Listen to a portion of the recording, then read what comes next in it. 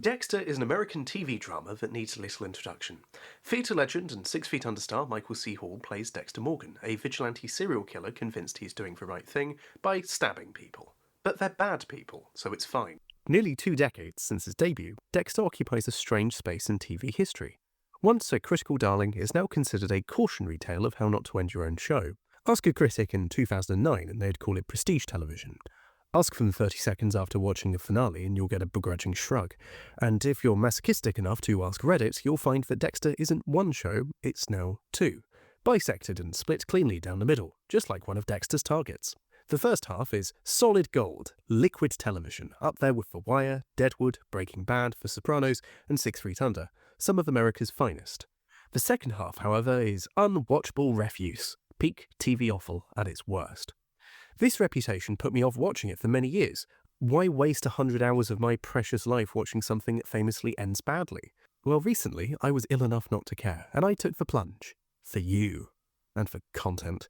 Tonight we'll go through some of the major story beats, the direction and trajectory of the show, the mechanics of how it works, the interplay of writing and acting, its unreliable narrator, some of its finer moments, and the times that it drops the ball. And together I want to try and answer a seemingly easy question. Was Dexter ever good? But really what I'm focusing on is whether the show was any good. Dexter, the programme, to me at least, is at a constant pace of being okay. It has mountainous highs, but it has chasmic lows, a story of valleys and peaks all throughout. As we'll discuss, part of this is directly tied to how the Dexter character tries to convince you that he's great, and also a measure of how invested we are in that great lie. It's also a cautionary tale for why, if you're writing anything big, you should always plan ahead at least a little bit and map out where things are going to go. Because unfortunately, if you don't have any idea what's going to happen next, you can make some very big blunders that really, really, really screws you over in the long run. Dexter as a show exists in the interesting space of television that I'm going to call the cuddly murder. We all love detective shows, right? Think Bergerac, Death in Paradise, Midsummer Murders, Murder, She Wrote, and Did, Psych, the list goes on. Lovable rogue-eccentrics solving crimes that we wish could be solved like that in the real world. Or maverick cops beating the odds, your Magnum PIs, your Miami Vices, your A-teams. Guns don't work on Sunday. There's a rhythm to these shows. They're, on the surface, straightforward plots, but they do still get you to think. There's a game afoot constantly. There's fun intrigue. There's an ensemble cast of characters that you'll like, even if they're not as important as the person whose name is usually in the show. And day players that sort of aren't particularly important but can still be fun. And there's an overarching story sometimes that's rarely crucial, but it rewards you for keeping an eye on it. It's this predictability that makes them cuddly. Monk and his assistant will always survive. Each episode tells a self-contained story, usually with a happy ending. If you ignore the underlying tragedy, of course. The drama isn't about life or death stakes, even if they're investigating murder, but the fun of watching the protagonist escape trouble, or solve a mystery. You know that Monk isn't going to die in Season 5, Episode 8. There's another million episodes left. That's comforting. Plenty of people over time have taken issue with, well, trivialising death and violent crime in this kind of way. While not the entire reason for its existence, like some people would paint it, Twin Peaks played with the Murder of the Week format by having a murder of the entire show, focusing on its effects on an already unhinged town. The Killing, aka Thorbrad Elson, would also do the same thing in a more po-faced and Danish way. Is this landscape I believe Dexter exists in some sort of existential quandary? Is it a cuddly murder show with ambitions, or is it a real drama that stands up on its own? Am I being even slightly reductive by suggesting that a cuddly murder show couldn't be a real drama? When I ask, was Dexter ever good, I'm not saying, was it a bad programme or not enjoyable, and I'm definitely not trying to rob people's experiences from them. What I'm trying to ascertain, is it right to consider Dexter in the league of great dramas, or is it more appropriate to consider it as a beefed up, slightly more mature detective serial? You'll just have to keep watching to find out. And like and subscribe as well. I don't know why, I just felt like dropping that in there. One thing that's brilliant about Dexter from the very, very beginning is the look. It has a strong, vibrant setting and it uses it very well. This is Miami-Dade County in southern Florida. Sun, sea, loose clothing, and a strong Cuban influence that bounces off the walls. The show is also especially bright as well, which makes a real difference, I think. Something like this could be really gritty and horrible to look at. Not like gore-wise, but just sort of that awful teal colour palette that a lot of dark dramas that take themselves too seriously tend to have.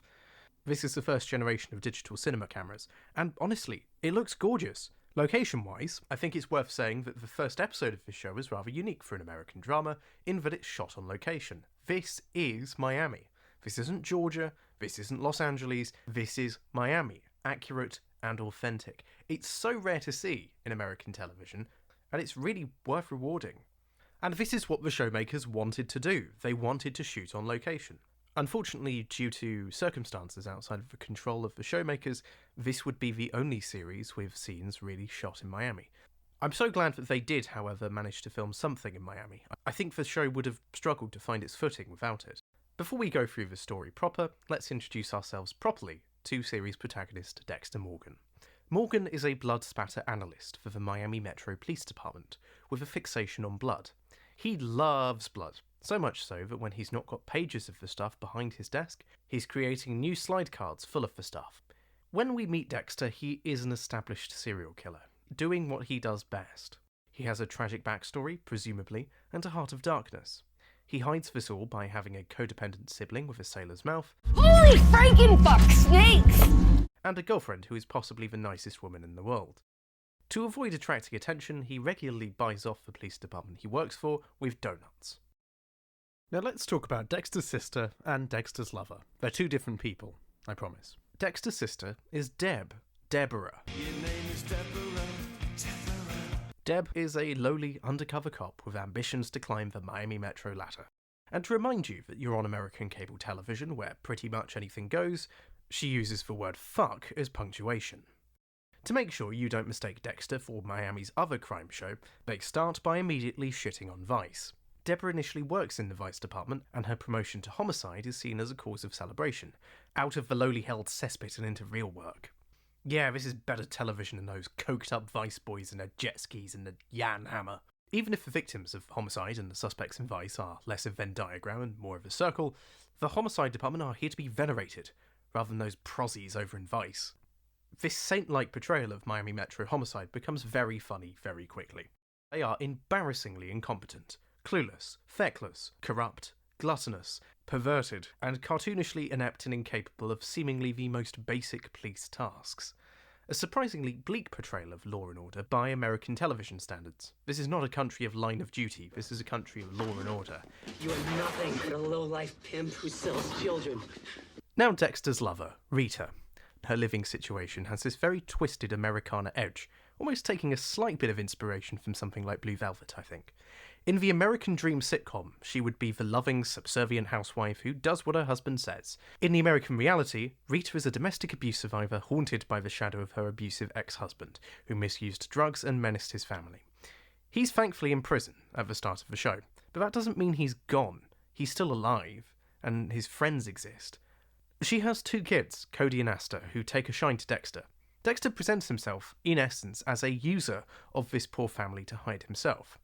Now, Dexter has his own shadow to be bothered by as well, and that's his dad. He shaped him into the Dexter we know now. This is all explained to us by having us be privy to flashbacks that are pretty well integrated into the story.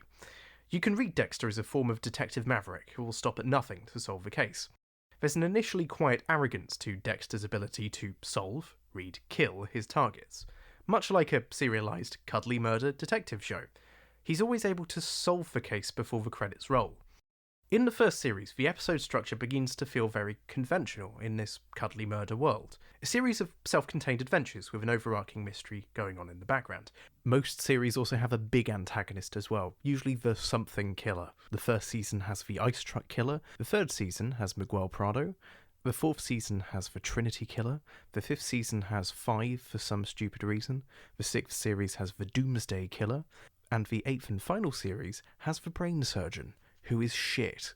Maybe a bit more explicitly overarching story than your average fare, but Dexter still has his own adventure to solve every week, that he solves alone, solo, ignoring the ensemble cast. The first act establishes the target, the second act is gathering the information to prove their guilt, and the third act is the dramatic showdown. Two things are missing if we compare it to a more conventional detective show.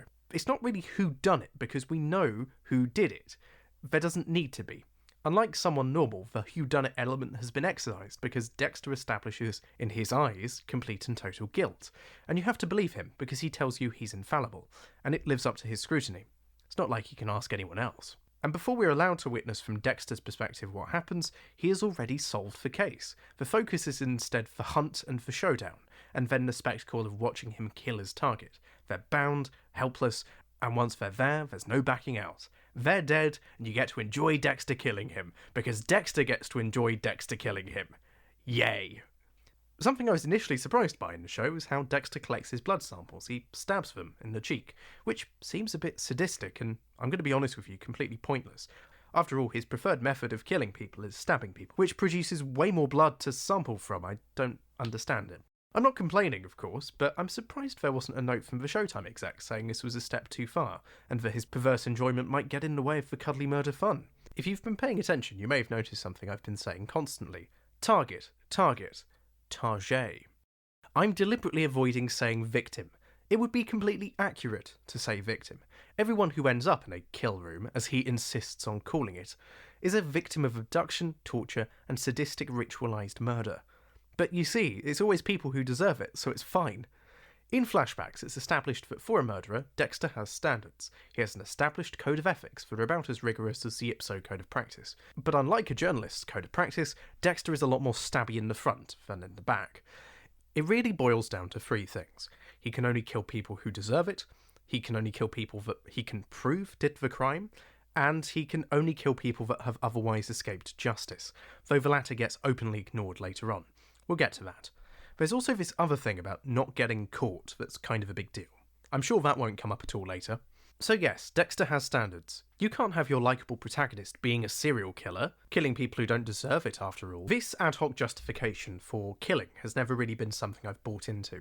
But the commentary of having this device as a means of self-justification to a character, whilst the show doesn't necessarily agree with it, now that is interesting. I love fiction that portrays small-minded people doing stupid things, where it's a given from the guardrails of the universe that this isn't how you should conduct yourself in real life, and they're not vindicated by the writers. It doesn't need to be explained to you, even. It's just kind of obvious. If Dexter wants to be one of the big boy dramas, let's compare it to the best, The Sopranos, and the racism subplot during the third season. When Tony Soprano's insufferable daughter Meadow brings back an equally insufferable boyfriend, seemingly the only thing that matters to Tony is his ethnic background. Everything else goes out the window. That's what Tony Soprano gets hung up on. Not that he's a pretentious prick, something he could control and not be. What Cagney was modernity. Instead, Tony is obsessed and incensed by something that he can't control. I mean, they even have something in common, aside from being twats. Vito's homosexuality in the last series is treated in a very similar way. At no point is the show defending the characters acting in such a disgusting way, but they're disgusting people. We're going to compare the handling of a season-long theme to its subplot later on in Dexter's run, and I'll warn you, it's dreadful. Dexter is right in the sense that he's convincing you that he's right, but the show doesn't necessarily go along with it, at least as time goes on. The writer of the pilot has some experience with this idea, I think. James Minos Jr., who wrote the pilot of Dexter, wrote for The Sopranos, specifically the episode College, which is often considered one of the best hours of television. I'm going to spoil it all for you, sorry, but whilst on holiday, Tony Soprano kills a man in witness protection, essentially for the crime of being recognised and ratting people out over a decade ago. He takes matters into his own hands, which, yes, is the way things are handled in La Cosa Nostra, but it isn't the moral answer. Knowing that this is happening is enough to test someone's faith. Even having an inkling that this is something that someone could do is enough to test Carmela's faith. It is essentially uncalled for, but at no point does the show beat you over the head with the moral dilemma. It knows that you know it's there. In other words, it treats you as the adult you'd have to be to really enjoy the show to begin with. But all of Tony Soprano's business is justified by his own internal monologue. There's only really a few cases where you actually hear it, but we all know it's there. And Dexter Morgan is no different. Made clear at the beginning of the show indirectly is that Dexter's narration is in the present tense. This isn't Dexter telling you how he met your mother, or recounting events. This is the now, a direct line to Dexter's thoughts and feelings. Yes, feelings, he does have them. This is a really interesting idea. It's just not really explored in too much depth. The character gets lost in his own hype and lost in the source. And while that would be fine for some moments, sometimes it gets really unbearable. Like when he starts talking about the dark passenger, I just want to punch him. It's got the sort of edge of My Chemical Romance to it, doesn't it? Like, you could imagine that being a song on the Black Parade. Frankly, it would be better if it was weirder. What if he called the dark passenger Bob? Right? That would be more interesting. What if he actually turned it into a person? Well, maybe that happens later on and it gets really interesting for 5 seconds. Something I do really like is the idea that Dexter is trying to sell himself to you. He is an unreliable narrator telling you things as they happen. There's no dwelling on things. He is just telling you his thoughts and feelings. It's like you've got a stethoscope in his brain somehow, which, where he likes violence, he'd probably enjoy that. Dexter loves to self-mythologise. There's his bloody dark passenger again. But also there's his kill rooms, as he insists on calling them. Looking at these rooms, I feel like there's a few very clear visual influences on how Dexter kills. The biggest visual one is Mary Harron's interpretation of Patrick Bateman's murders in American Psycho. Actually, the show as a whole takes quite a few cues from American Psycho, including, I'd completely forgotten about this, present tense narration. I calm myself and move into the bedroom. You can tell that an adolescent Dexter probably loved that book and an adult one loved the film. This is actually one dimension of Dexter's character that would be interesting to explore, but it just never is. Dexter is essentially no appreciation for the arts or aesthetics, plastic, real, or otherwise. Patrick Bateman recites what he read in Smash Hits to you as he hacks you to death with a machete, but Dexter's mythos places him in a world with seemingly no senses or tastes at all, pure apathy. With one surface-level exception, there's a throwaway line that marching bands help him think. Got into your car, your radio was tuned to marching music. It helps me think. The metallic clang of brass showing him the light, as a pretentious sentence is more depth than the show gives it. What a failing. Dexter could have been really into, I don't know, Francis Bacon or something less highbrow, like 50s horror B-movies or something. The title sequence establishes a relationship with food, but then that's never really explored. He's just an okay chef, and he cooks steaks with Deb occasionally. Again, let's go back to The Sopranos. The meme that is Gabagool eventually manifests itself in a representation of the Oedipal struggles of Tony Soprano. It gets quite deep for cold cuts. All this from a slice of gabagool. It doesn't have to be the whole show, obviously, but it's a bit of personification that could have gone a long way to make him more compelling. Him telling you that he has no preference is not to be taken literally, so show him having some.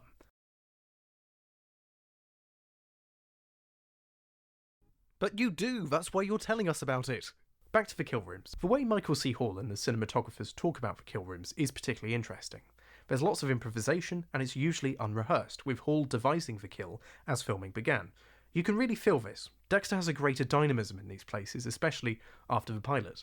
This is where Dexter doesn't have to pretend anything to anyone. He is free and liberated in this space. It's your mum on the dance floor of my local pop world.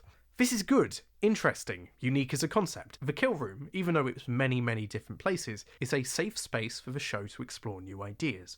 Think the RV or the Superlab in Breaking Bad, or Melfi's office in The Sopranos. This is now an environment where Dexter can kind of play with things. Essentially play with his food. Well, I guess there is one slight connection to food there. And it's really fun to watch. Michael C. Hall is a great performer, and this is possibly some of the more interesting stuff. I'm going to jump ahead a little bit here, but in Season 2 there is a really interesting moment where he almost breaks down with his usual alien ways and starts talking to one of the victims about women troubles, and even he's so disgusted by the man that he just is like, nope, not having this. That was interesting. He is capable of thoughts and feelings. Whilst we're on the subject of performance though, let's talk quality actors, and Dexter the show's disconcerting amount of wooden, wobbly performances. This is not hard and fast, but as a rule of thumb, actors with a theatre background have a quality other TV actors just lack, especially Shakespearean actors. One of my favourite directors, Peter Greenaway, put it best. We need to have some good actors to be able to put this all together, which I really like working with people who come off the stage because they can hold a performance together in a way which maybe is antithetical to that chop, chop, chop, chop, chop situation that we find very largely in contemporary cinema, deeply influenced by television, of course.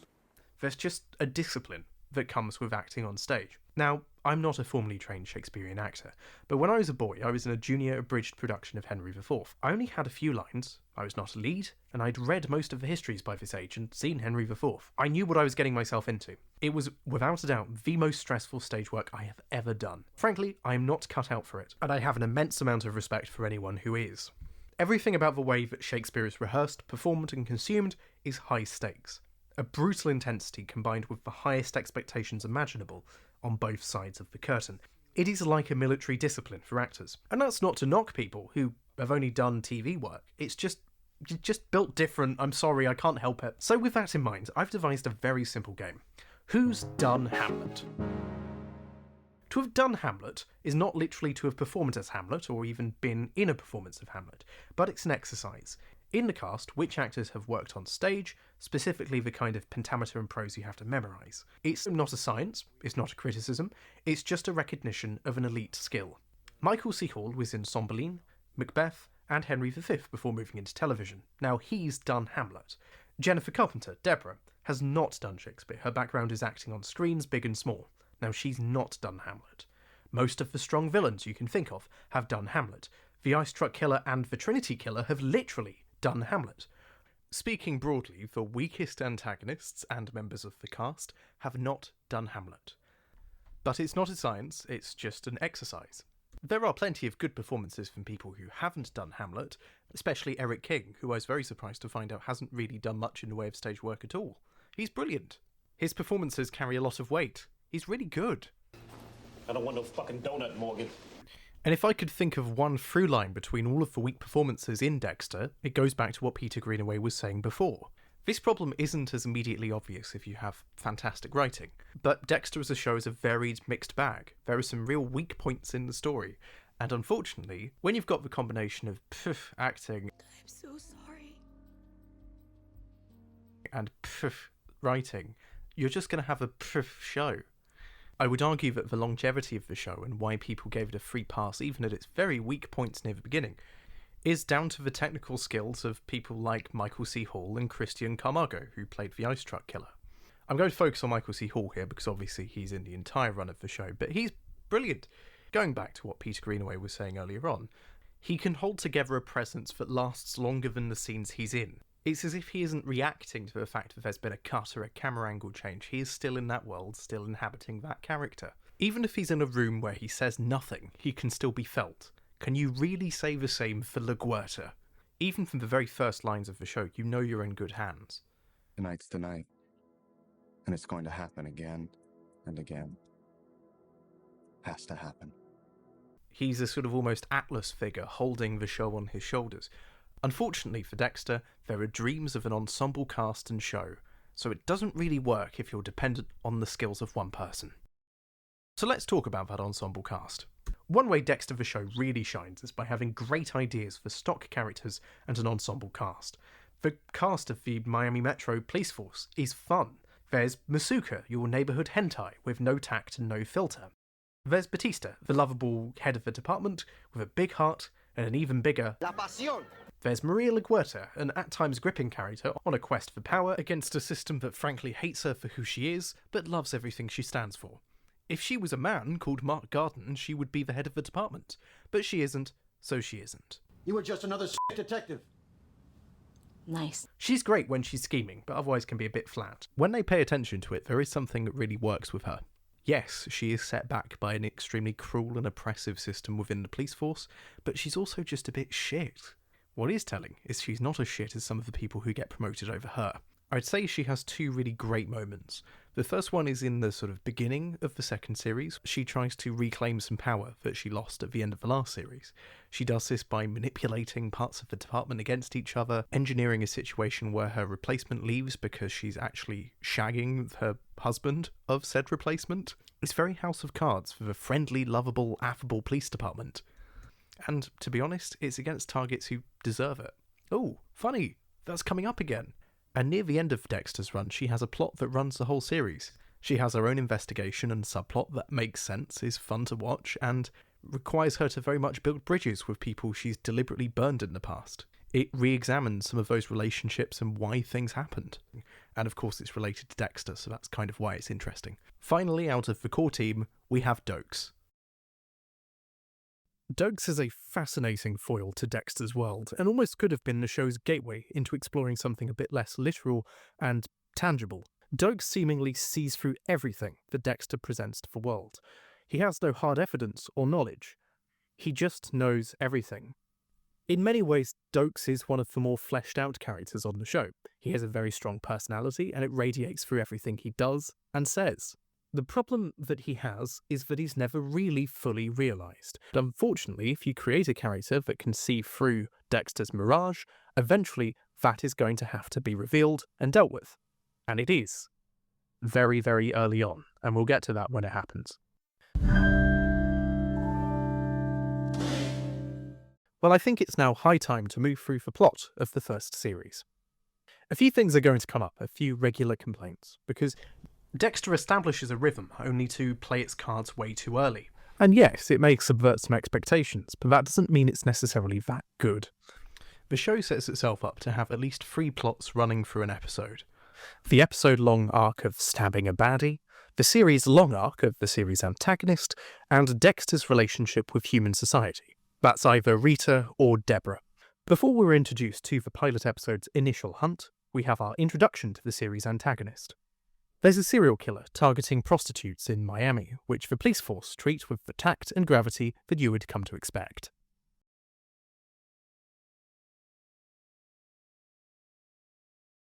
Dexter is seemingly out of a job here when it comes to these murders because there is no blood in sight.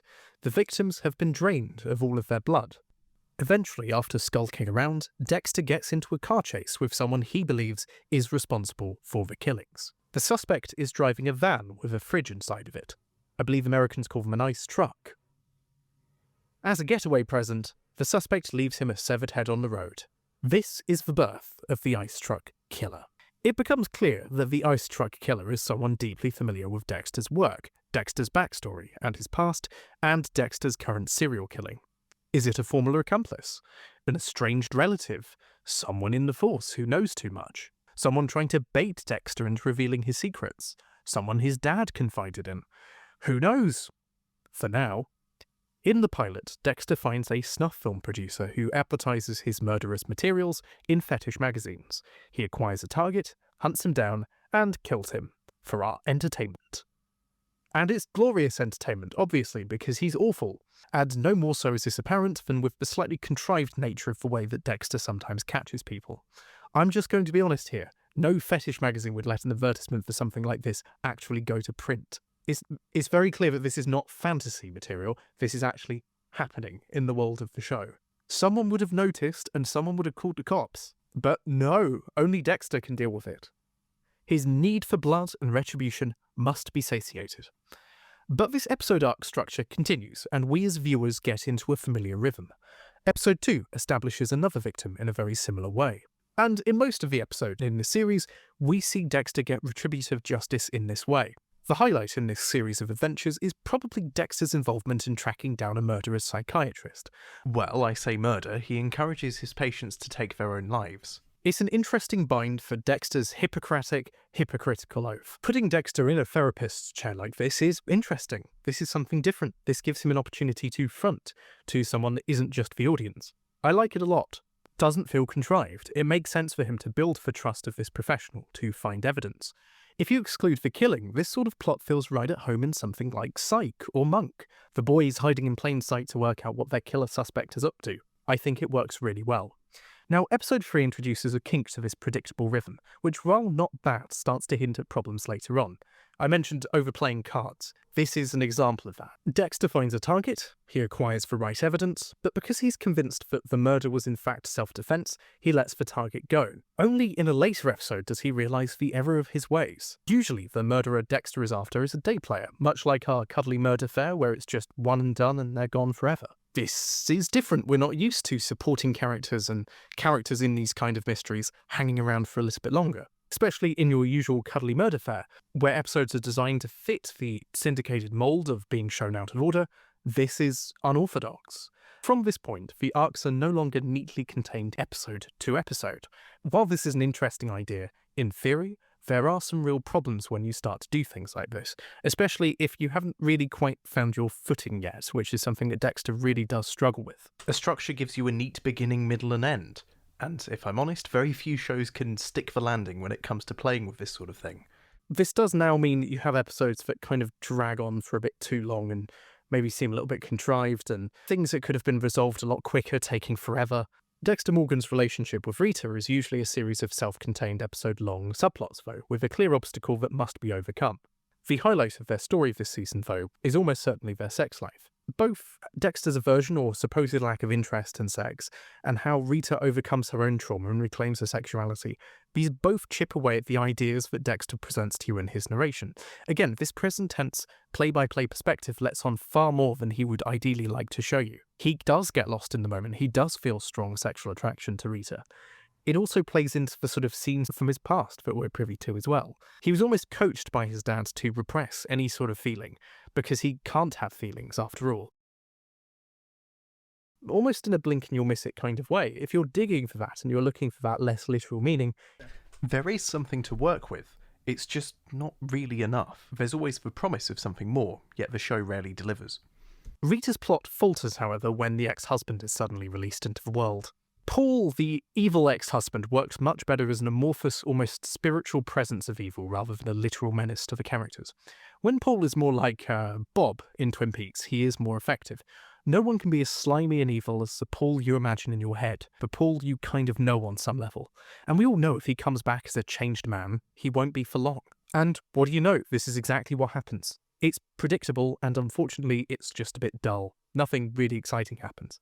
And I do just want to say for a second, there's no problem with doing anything that is inherently predictable. I've just said that the rhythm of the show is kind of a good thing. And straying too far away from that is probably not a good idea for something like Dexter. The problem is when it's handled poorly, or when it's boring, and unfortunately, sometimes it is. I do think the intention of pulling him back into Rita's world was less to actually be engaging on his own, though. I think it's fair to present Dexter, and by extension, us the viewer, with a dilemma. Should Dexter kill this shitbag? Even though he's not killed anyone, he's still awful and evil. If we know that Dexter has this power, and seemingly the power to get away with it, why not use it on someone whose soul is in fact pure darkness? Everyone would agree that a world without Paul is better. So go on, Dexter, why not do it? Go ahead, do it, please. Well, Dexter does make a decision, one that is actually rather well handled and, if I'm honest, pretty ingenious. Paul is a recovering smack addict, and after one attempt to violently assault Rita, Dexter knocks him out and frames him for using heroin. He places a fire up next to the guy as well, leaving him in a motel to be found and eventually arrested. He's violated bail, and he's done a load of other stuff as well. Bye-bye, Paul. It was not nice knowing you. In some ways, this is worse than killing him. Paul is now in prison for something he didn't do. His chance of being rehabilitated has just been left in tatters. Not one of the many evil things he did. He has, in a sense, escaped true justice. Dexter has also wasted the resources of the people he is protecting from Paul to fabricate this situation. Is this worse? These police officers could have attended a real crime scene. These are interesting questions left up to the audience to decide. No one really takes a particularly strong view either way, not least Dexter. The problem with introducing a character just for this single dilemma is how you do it. Paul could have even been a sort of day player character of sorts. That would have been interesting, an episode-long arc where he comes back and in a short amount of time causes some real damage. Unfortunately, and this is a real problem with Dexter as a whole, the pacing is all over the place. Paul is introduced in around episode 7 or 8, and it takes until episode 11 for him to really be dealt with properly. And unfortunately, his other interactions, both with Dexter, his kids, are just dull. He's just boring. The series arc of the Ice Truck Killer is pretty compelling, and I would say the successes of the Ice Truck Killer's storyline are why there are 8 seasons of Dexter and not just 1 or 2. The series arc establishes motifs, patterns, and intrigue that would shape the entire run of the show. And I like most of them. A lot of it is good stuff. It's good writing. For Dexter, the Ice Truck Killer is established immediately as a mirror image of Dexter Morgan. Dexter hides in plain sight, whilst this killer is someone who loves the spectacle. Dexter's victims are notorious villains, but end up nameless, faceless, and deep in the Bay Harbor. ITK's victims are nameless prostitutes that he makes famous by murdering them in unique and bespoke ways. Dexter wants no attention at all, and the Ice Truck Killer is an attention-seeking missile, laser-targeted on Dexter Morgan and his family. This is someone who knows Dexter's work and is fascinated by it. The two have exchanges and back-and-forth moments, such as the Ice Truck Killer breaking into his house and stealing family photos, only to then leave clues for the press that can only be solved by Dexter Morgan, using said family photos. They even chat to each other on Craigslist, which is probably why it was shut down. I love dramatic irony in fiction. Having characters or the audience be privy to information that others don't is just fun. You feel like you're part of this intrigue. There are some great moments of Dexter being trapped in the purgatory of knowing too much, but not knowing enough to detach his own knowledge from his own secrets. The knots that Dexter is tied into are entertaining to watch. He is an unreliable narrator. No more so is this apparent when he makes mistakes. He is someone who believes his own hype. He thinks he's infallible, and admittedly a lot of the time he is, because the show has to have him in it in order to exist. The ice truck intrigue at times is a subplot to Dexter's more stabby adventures, but at other times it's the focus of the episode, and there's other subplots as well. The supporting cast needs something to do as well. Deb has quite a strong bit of plot in this series as well. She's bored with her life in Miami Vice, but once promoted to Miami Homicide, she struggles to maintain the professional requirements of the job. Dokes is her sort of mentor, and they bond. They get on really well, and they have an interesting dynamic. They also have a bit of a spark as well, which is fun to see. But Dokes gets in on it too late. Deb has found someone else already. Deb finds an intriguing Byronic hero of her own that's dashing and determined. He's a plastic surgeon and obsessive over the human body and has a brooding quality and dark past, probably. Oh, I wonder who this could remind you of. Other than the answer to the question, what would Rory Stewart look like if he was from Hollywood instead? This is a massive problem with how Deb is characterised. She can only really date people that are surrogates for her brother or her dad. Despite her intent as this steely, no-nonsense, no-bullshit kind of person, it's a real shame that she falls into this Freudian trap. And just when you thought that he was a bit like Dexter, at the end of episode 6 it's revealed that he is the ice truck killer. And only you know. Dramatic irony at its finest. And they keep this going for at least 2 or 3 more episodes after this. You know who the ice truck killer is, you know who he is in relation to Dexter, but yet Dexter has no idea, even though he's meant to know everything. A lesser show might reveal this nearer the end. A lesser show like later seasons of Dexter. We know something that the characters don't. We've gone back to that break from the whodunit I mentioned at the start. The focus is on the journey of how do we stop them, or when will Dexter realise who this is, and when will they meet? How much damage will happen along the way? What I like about the dramatic irony in this first series is, yes, we know the ice truck killer is Brian, but we don't know how they know each other still. There's still a little kernel of intrigue there. Not every question has been answered yet. I guess if you're watching this in 2006 and weren't prescient to the knowledge that there'd be 7 more series, you could believe that Deborah might die at the hands of the ice truck killer now that she's dating him. Dexter's backstory is also fleshed out here. It turns out that his mum was murdered in a shipping container whilst he was made to watch. He was a toddler at the time. Harry Morgan found him and adopted him. This was of course kept from Dexter because it was in the script. I feel like this might have been quite a useful part of Harry's approach for taming Dexter, surely. But no, it was a repressed memory. One great set piece in this series is the blood room at the end of the series. Dexter is often seen as unflappable in the face of violent crime. What if he's in a small room covered in blood, just like that shipping container? And very quickly things get giallo fast.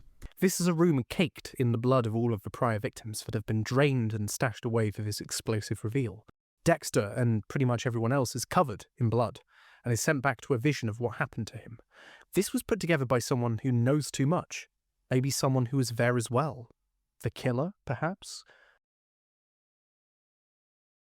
The ice truck killer is in fact Dexter's secret repressed brother Brian.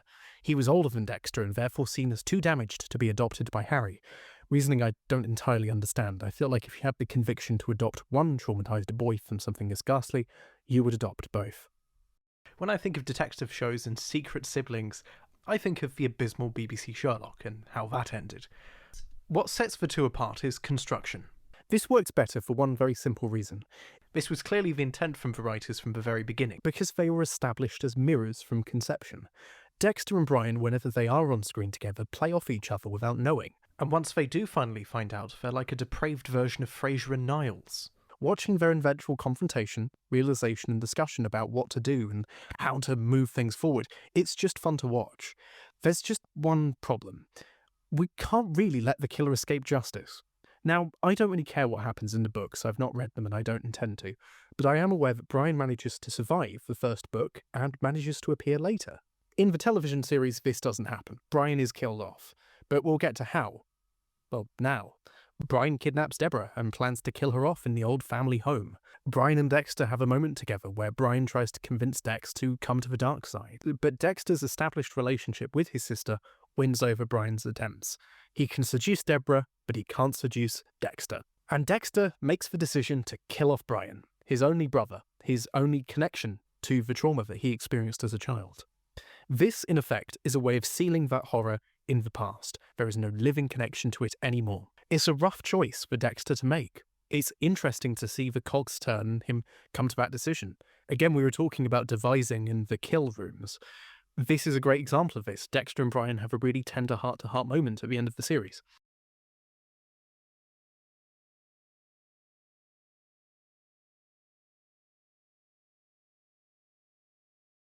Dokes is suspicious of Dexter and is now actively targeting him. As Dexter's on the trail of Brian, he eventually catches him just before the other cops do, and now he just has a hunch that somehow Dexter is in on all of this. Supplies, motherfucker. Some fries, motherfucker. Disguise, motherfucker. We didn't know how lucky we were when the worst thing in the world were Vine stars. Anyway, I think I was talking about a TV programme. Something is afoot, even if he has no evidence. But that's left open for Season 2 if they commission it.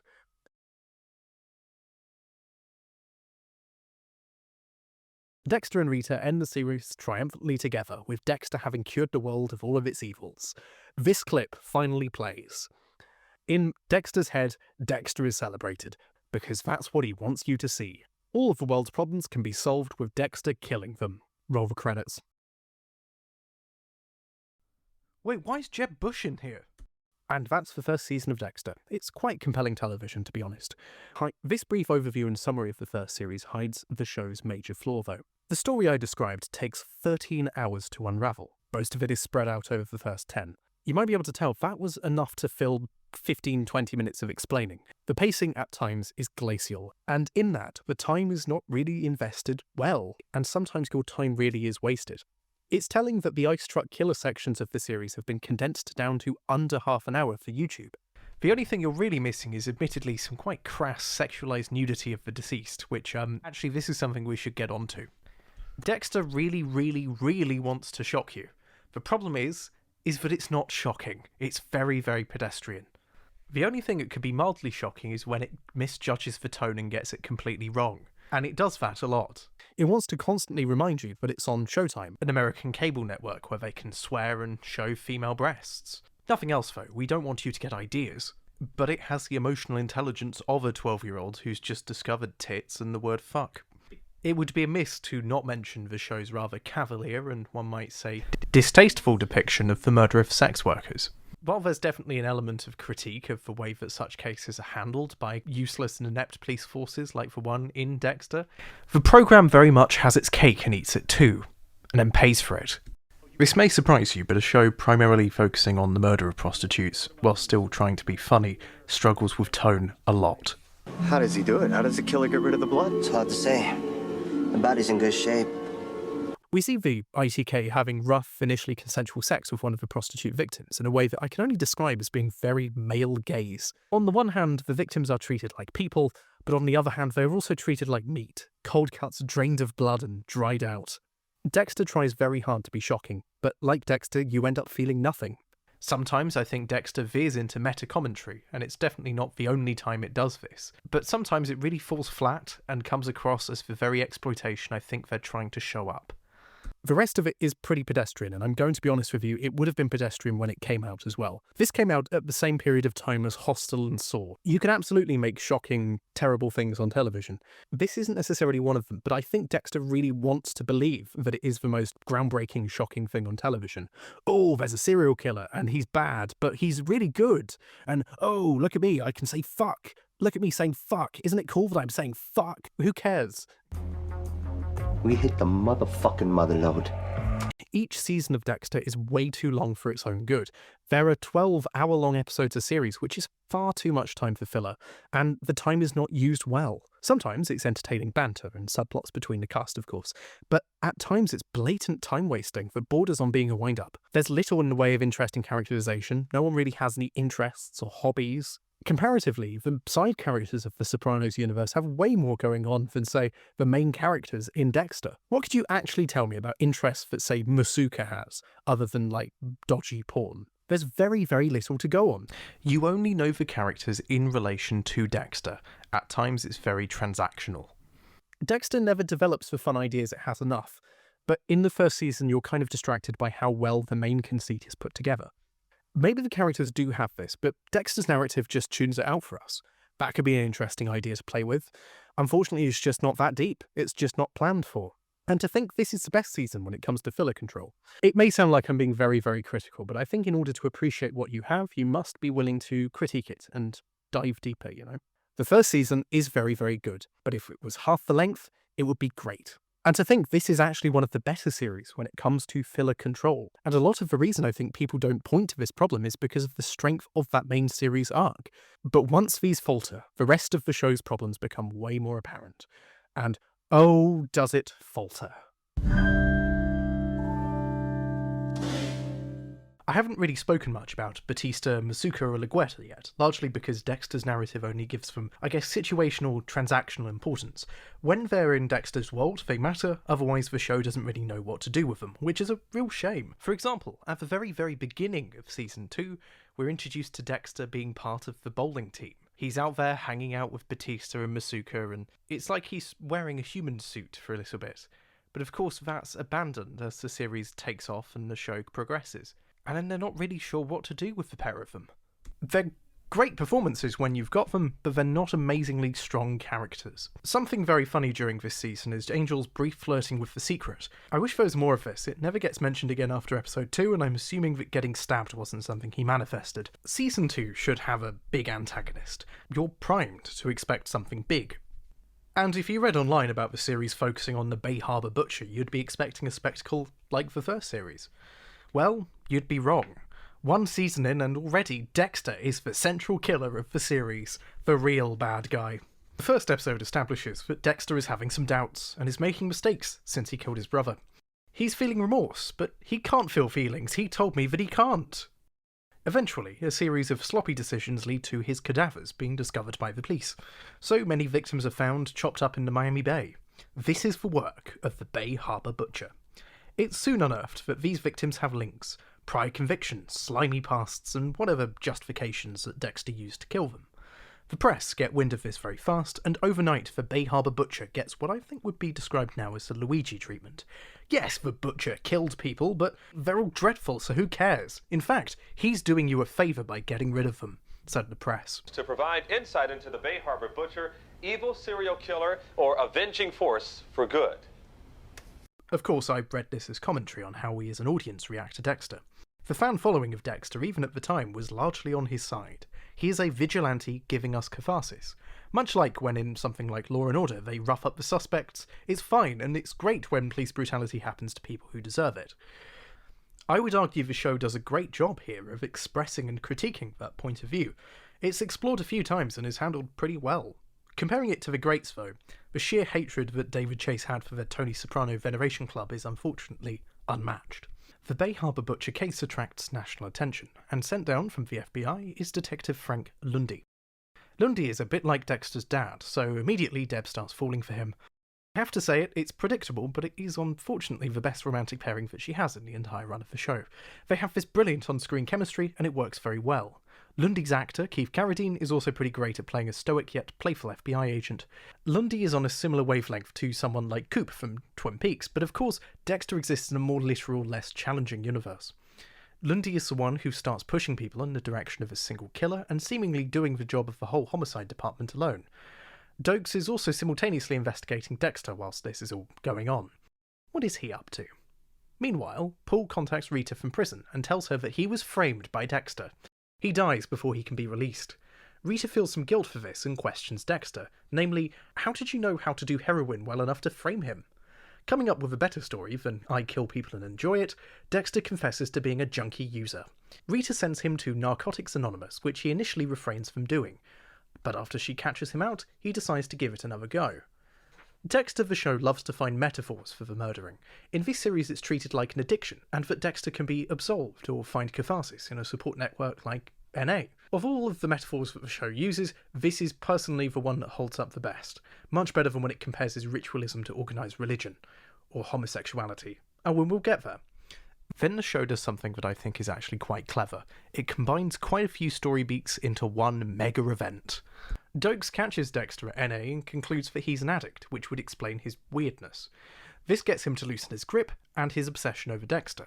It also makes Rita more comfortable with Dexter and gives her hope to work out the kinks in their relationship. It's at this point that Dexter gets a sponsor in Leela, a brooding Byronic hero with one massive problem. She's British, and therefore must be evil. Every British character that appears in Dexter is conniving, devious, and ultimately a danger to the survival of Dexter, with no exceptions. It's very funny.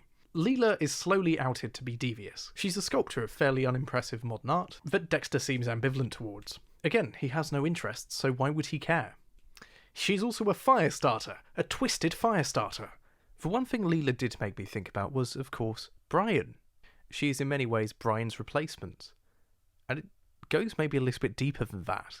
I've not really seen anyone discuss this before. Maybe people are a little bit uncomfortable with the idea. I am, but it's a program for adults, so let's do it. Dexter loves Leela because it reminds him a little bit of Brian. The episode before she enters Dexter's world is all about letting go of Brian. Despite being dead, he's alive and well in Dexter's head. Brian appears as this sort of wild hallucination.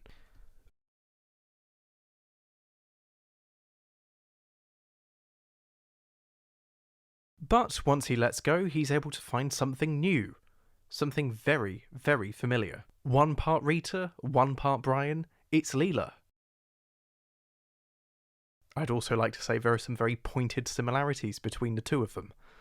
Both have dark hair, both are unconventional outsiders, both have impulsive tendencies and vices, both act as a confidant and also catalyst to Dexter's behaviour, both live in large, sterile, metallic flats that few people in the real world would choose to live in, both answer an intimacy question posed to Dexter. Unfortunately, Dexter never really explores this in any great detail. I just thought it was interesting to mention. It's weird, her interests are at times way more defined and interesting than Dexter's, but ultimately, as a character, there's just not enough to go on. The Leela-Rita love triangle loses me, largely because it happens for very flimsy reasons that don't really add up. Dexter's passion, for Rita goes deeper than cover, of course, but if it doesn't, why would Dexter be tempted? Why would he waste his time doing this? This could blow up everything in his life. He's not that stupid. Unless there's a disconnect between the words he's saying and the actions he's doing. Yeah, that definitely isn't happening at all in the show, right? The problem with this is that the show can never really decide whether this needs to be explored further or whether we should just take him at his word, and this is one of those cases. Dexter eventually confides all of his dark secrets in Leela, who becomes not just a confidant, but an active participant in the dark side of his life. She helps him arrange an opportunity for him to kill someone involved in his mother's murder, and eggs him on, just not physically. LaGuerta, meanwhile, rings up Dokes' obsessive stalking of Dexter, but that doesn't stop him from investigating further, which inevitably leads to a confrontation. Throughout the season, Dexter's arrogant tendencies and scheming only continue to get deeper, leading him to bait Dokes into a fight. This is great stuff. The Dokes-Dexter dynamic is possibly the best relationship in the whole show. It's explored very well, and the two of them are fun to watch. I didn't really mention Dokes' dark past before because the show doesn't really, but he does have one. It's explored in enough detail, enough to leave us asking questions and wanting more, but never over-explaining itself, and thankfully the show restrains itself from doing any stupid flashbacks. For once. Dokes continues investigating and eventually breaks into Dexter's house. He finds the blood slides. It's all over now, right?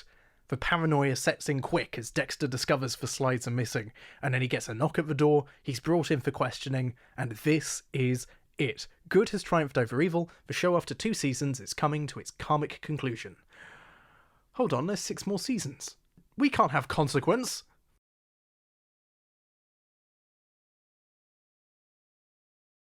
No, the FBI thinks that Dokes did it instead, but to be fair, this is handled pretty well, I think. To quote Dexter's internal monologue, "Sod this, I've got killing to do." So he goes off to a cabin in the woods to do some more killing. And guess who's caught up with him? Jesus fucking Christ, you're the Bay Harbor Butcher. I really hate that name. Jesus Christ, man. He said that. Surprise, motherfucker.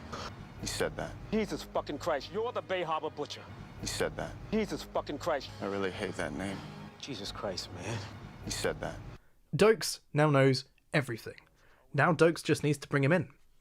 Of course he doesn't. Dexter has to think fast and work out what to do with him. Eventually he decides to frame Dokes, but still keep him alive. Dokes may have implicitly killed someone in the past, but he's not evil. Like his usual targets, he's just rumbled him. So alive he stays. The final quarter of the season focuses on this captivity relationship. The back and forth they have, like I said before, is great, and a new side of Dokes kind of emerges in this. He was the only one who clocked Dexter, potentially because they have more in common than one might think. Dokes was into some strange stuff when he was in the Special Forces, after all. The show does split them apart though. Dexter openly murders and dismembers someone in front of Dokes, and he doesn't really care for it. You don't have to do this! You don't have to kill this man! Turn him over to the law. I live by my father's law. No! If there was ever a scene that made me think about how the writers' rooms think about fans who vindicate and venerate Dexter's murdering of people, it is this scene. You hear it, you feel it, but you don't see it. This is the most emotionally impactful moment of Dexter. But you may have realised something. This is all seeming a bit final for a final confrontation. Dokes is not coming out of this alive, and we all kind of know it. The problem with this goes back to what I said probably about an hour ago. Dexter as a show gets very scared very easily, and it plays its cards too early yet again. Dokes is a phenomenally well-written character, by the standards of the show, and you've invested a lot of time into giving him character at the expense of everyone else. So, what do you know? He must die off. One thing that really does shine through about Dexter's character here is his lack of guilt or remorse. To compare him to other great murderous anti-heroes, Razelnikov in Crime and Punishment can only murder one measly landlady before the guilt eats him alive. Even Patrick Bateman eventually breaks down and confesses. Whether it's out of guilt, narcissistic notoriety, or what, he still does. Even more broadly, criminal anti-heroes get a chance of redemption or feel remorse. The fictional Henry Hill rats out the guys and stays in Witsec. Walter White bequeaths his fortune and kills some Nazis on the way out. Even Tony Soprano feels remorse when all is said and done, even if the window for redemption is long, long gone. It's at this moment that we're reminded that Leela is evil and finds out about Dexter's pet prisoner. She wants Dexter herself after all, so naturally she sets up Dokes to be killed. It's a race against time for Dokes to try and escape. Can he do it? No. And with this exploding cabin, the show has stopped one of its key threads of intrigue and killed off one of the stronger members of the core cast. This explosion sets off a precedent for the show. Major characters can and will be killed off in service to adrenaline, even if they have further to go and things are still left unexplored. It can go there. Plenty of shows have major characters that get killed off in shock moments, but to compare it to the greats, there's usually more of the payoff. It sets something in motion, or they're not as important as they would lead you to believe. The Sopranos, for example, wax cast members constantly, but they're in a true ensemble that is bigger than them. The most core of the core cast aren't killed off meaningfully until the very end, and their characters tend to live on even after death. Their relationships, interests, lives are actually explored, and they aren't just in service to Tony Soprano. Something he hates, by the way. Dokes is largely forgotten about for the next 5 years. The most memorable character the show's had, the one with the broadest appeal, the one that got memed. Surprise, motherfucker! Quite literally, rests in pieces. Talk about dropping the ball. Wouldn't it have been more interesting if Dokes had survived and somehow tried to build a case against Dexter? Maybe that would have been interesting? Instead, we get almost a cop-out. Dexter gets away again. He's absolved, he's spared, to continue killing, for the sake of the show. I was excited at the beginning of the series, where it felt like Dexter was getting, not necessarily a comeuppance, but a real spanner in the works, in the form of this being unravelled, and the Bay Harbor Butcher stuff. I felt like it was going somewhere interesting. Unfortunately, it just couldn't help itself. A bit like Dexter. This cat and mouse game could have been a through line for easily 2-3 seasons. Obviously it's Dexter, so it would have dragged out and been filler, but handled well, it could have been fantastic. It is this rhythm that the rest of Dexter is truly underpinned by. The plot meanders and wastes your time for the first 6 to 8 episodes before things really kick into gear around the 9-hour mark. There's a dramatic cliffhanger in episode 11 before a conclusive ending, and in the last 15 minutes, Dexter gets his prize and scalps the baddie for you. It's now telegraphed that any character that gets too close to Dexter will inevitably die. And you know, if the show is flagging at all, let's do it all over again. We've got to shock the audience every season to jolt some life into this thing. We must match the high of Dexter killing his brother at every opportunity. But thankfully, it's still fun to watch. But naturally, that poses a very important question. What happens when it isn't? When people divvy up Dexter's good and bad parts, they always say that Season 5 is where it started being bad. To which I ask, how the hell did you make it through the 3rd season? It's shit! The 3rd season is usually where shows come into their own. You've had 2 solid years on the air, you can evaluate where you're going, and you can respond to the audience too. But if you write Dexter, you can do something bold, innovative, and new. You can fall asleep at the wheel instead. It is here that I really felt the issues that I mentioned at the beginning becoming a real burden. The show's desperate need to play any card the second it falls into the deck, combined with the show's incessant need to dwell on things that are in equal parts boring and frustrating, really start to hold the show back. The pacing falls apart entirely, and the series is just confused. Not in a fun way, but in a I have no idea what we're doing way. Here's a question for the writer's room. What is Miguel Prado meant to be? Prado, on paper, is this season's big baddie. He's a crooked district attorney who gets tangled in Dexter's universe. Mr. Morgan starts the season by killing someone in self-defense, who turns out to be Miguel's brother. Seeking vengeance, Miguel pins the blame on a gangbanger who was also present when Dexter killed someone. In a very pina colada moment, Dexter and Miguel meet each other when they both turn up to murder said gangbanger. Oh my god, I can't believe you found me murdering someone that you also wanted to murder. Let's be friends. The two begin a friendship exacerbated by their wives getting on very well and their shared desire to stab people. Dexter now has an apprentice who can help him do his dirty work, and another confidant on his dark side. Rather literally here, he's the devil on the shoulder, telling him what to do. But he's in the light, he's the guardian angel, telling him to kill. Is this visual symbolism of Dexter's skewed morality? I'm going to say yes, because it's my video. Anyway, he's the apprentice, he knows too much, he will die. But much like when a younger me did work experience, the apprentice gets cocky fast, thinks he can do more than he can, and ballses it up for everyone else. Thankfully for me, that was just overexposed video, but for ADA Miguel Prado, that's running the risk of getting caught, one of Dexter's precious rules. Miguel's problem is that he doesn't have the makings of a major character. He just feels expendable from the very beginning. So far, everyone who has learned of Dexter's ways has died, including, as we learn, Harry, who has caused this whole bloody mess. Prado is also deeply, deeply unintimidating.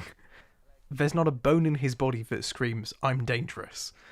He's just a bit pathetic. He's like a fanboy, which is, admittedly, something the show does pick up on and play with. He's sleazy, not intimidating. Someone like Brian is scary because he's affable, likeable, but also has this weird quality to him.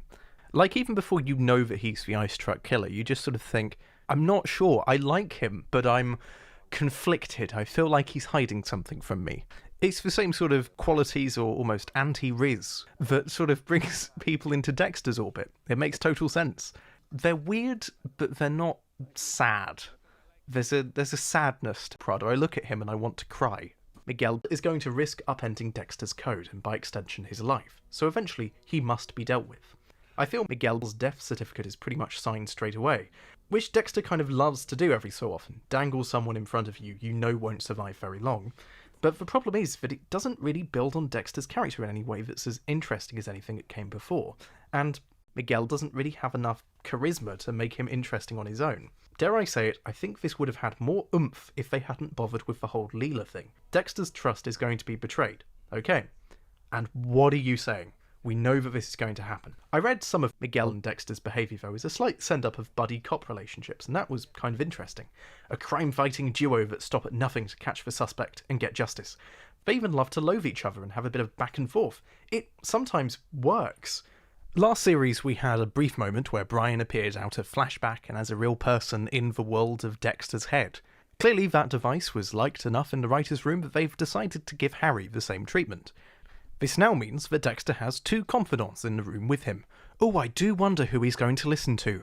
This character that's been in it for 5 minutes, or his dad that shaped his whole life. This approach split people at the time, but I actually quite like it. We know Dexter enough that we don't need the backstory explained in the same way as we did when the show started. Viewing Harry as an actual character, though, is a mistake. He is part of Dexter's propaganda campaign. He is, however, a great way for Dexter to open up and discuss motivation with people. Dexter almost treats Harry as God, and like a devoutly religious man, he has his faith tested constantly, which he feels guilt about. Dexter presents himself as almost talking to God, and that God is commanding him to do this almost. This parallel isn't new. Quite literally, The Simpsons did it with their Ned Flanders Dexter parody. There is one good subplot in the season, and that is, of course, Dexter and Rita's blossoming relationship. It is the show's best continuing character development, and seeing Dexter try and become human is fun to watch.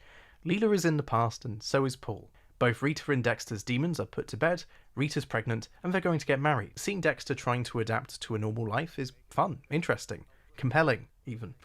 Another plot point that works this season is his relationship with Camilla, the department's former office clerk. She is gravely ill and asks Dexter to euthanize her.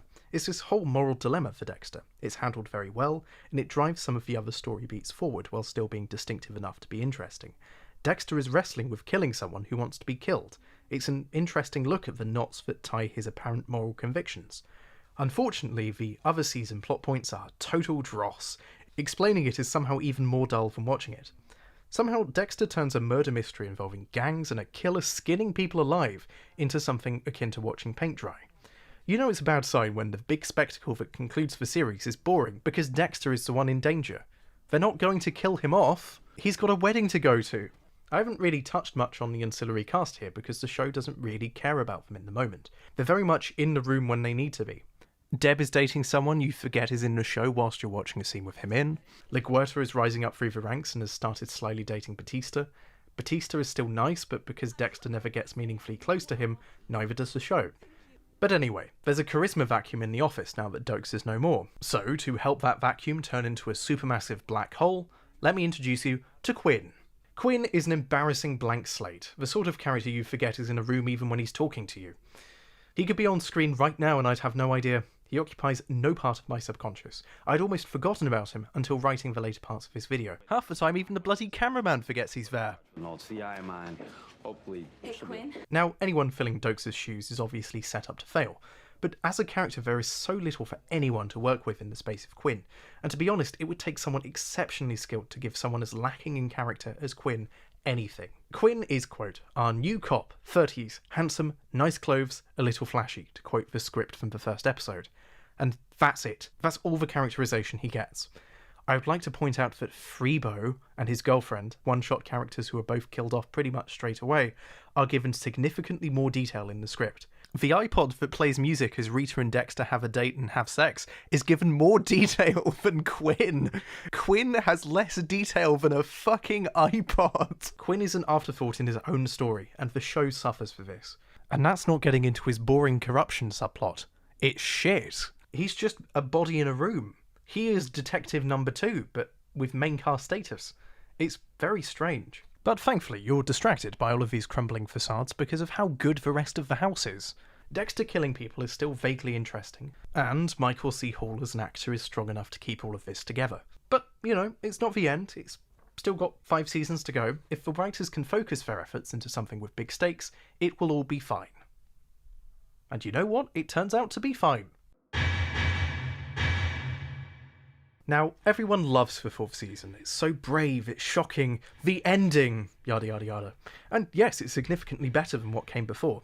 As a whole, this season and the first one are the 2 best. The main series antagonist, the Trinity Killer, is the most impactful and interesting one, but what sticks out to me above all is the framing he has within the story. You can view every one of the killers or series baddies as a reflection of Dexter. Brian was a mirror of Dexter, an immoral serial killer without remorse or understanding. Dokes was a foil to Dexter's efforts, someone deeply morally charged who has killed, yes, but is emotionally conflicted by it.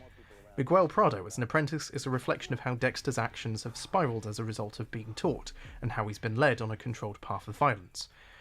Trinity exists as a mirror of Dexter's stable family life, at least on the surface, and the upholding of the code. Now, admittedly, Brian does occupy a very similar territory to the Trinity Killer, but it goes in a very different direction. Brian never has a family. The Trinity Killer does. I think part of the reason why the 4th season succeeds and why people like it is this light it shines on Dexter's character. Brian was also a mirror to Dexter, but it portrayed a very different part of him, at a different point in time. This is Dexter trying to establish his human, normal life. The Trinity Killer has very much succeeded in doing that. Why is it so easy for him, and so hard for Dexter? It also explores Dexter's hubris and narcissism in a new way.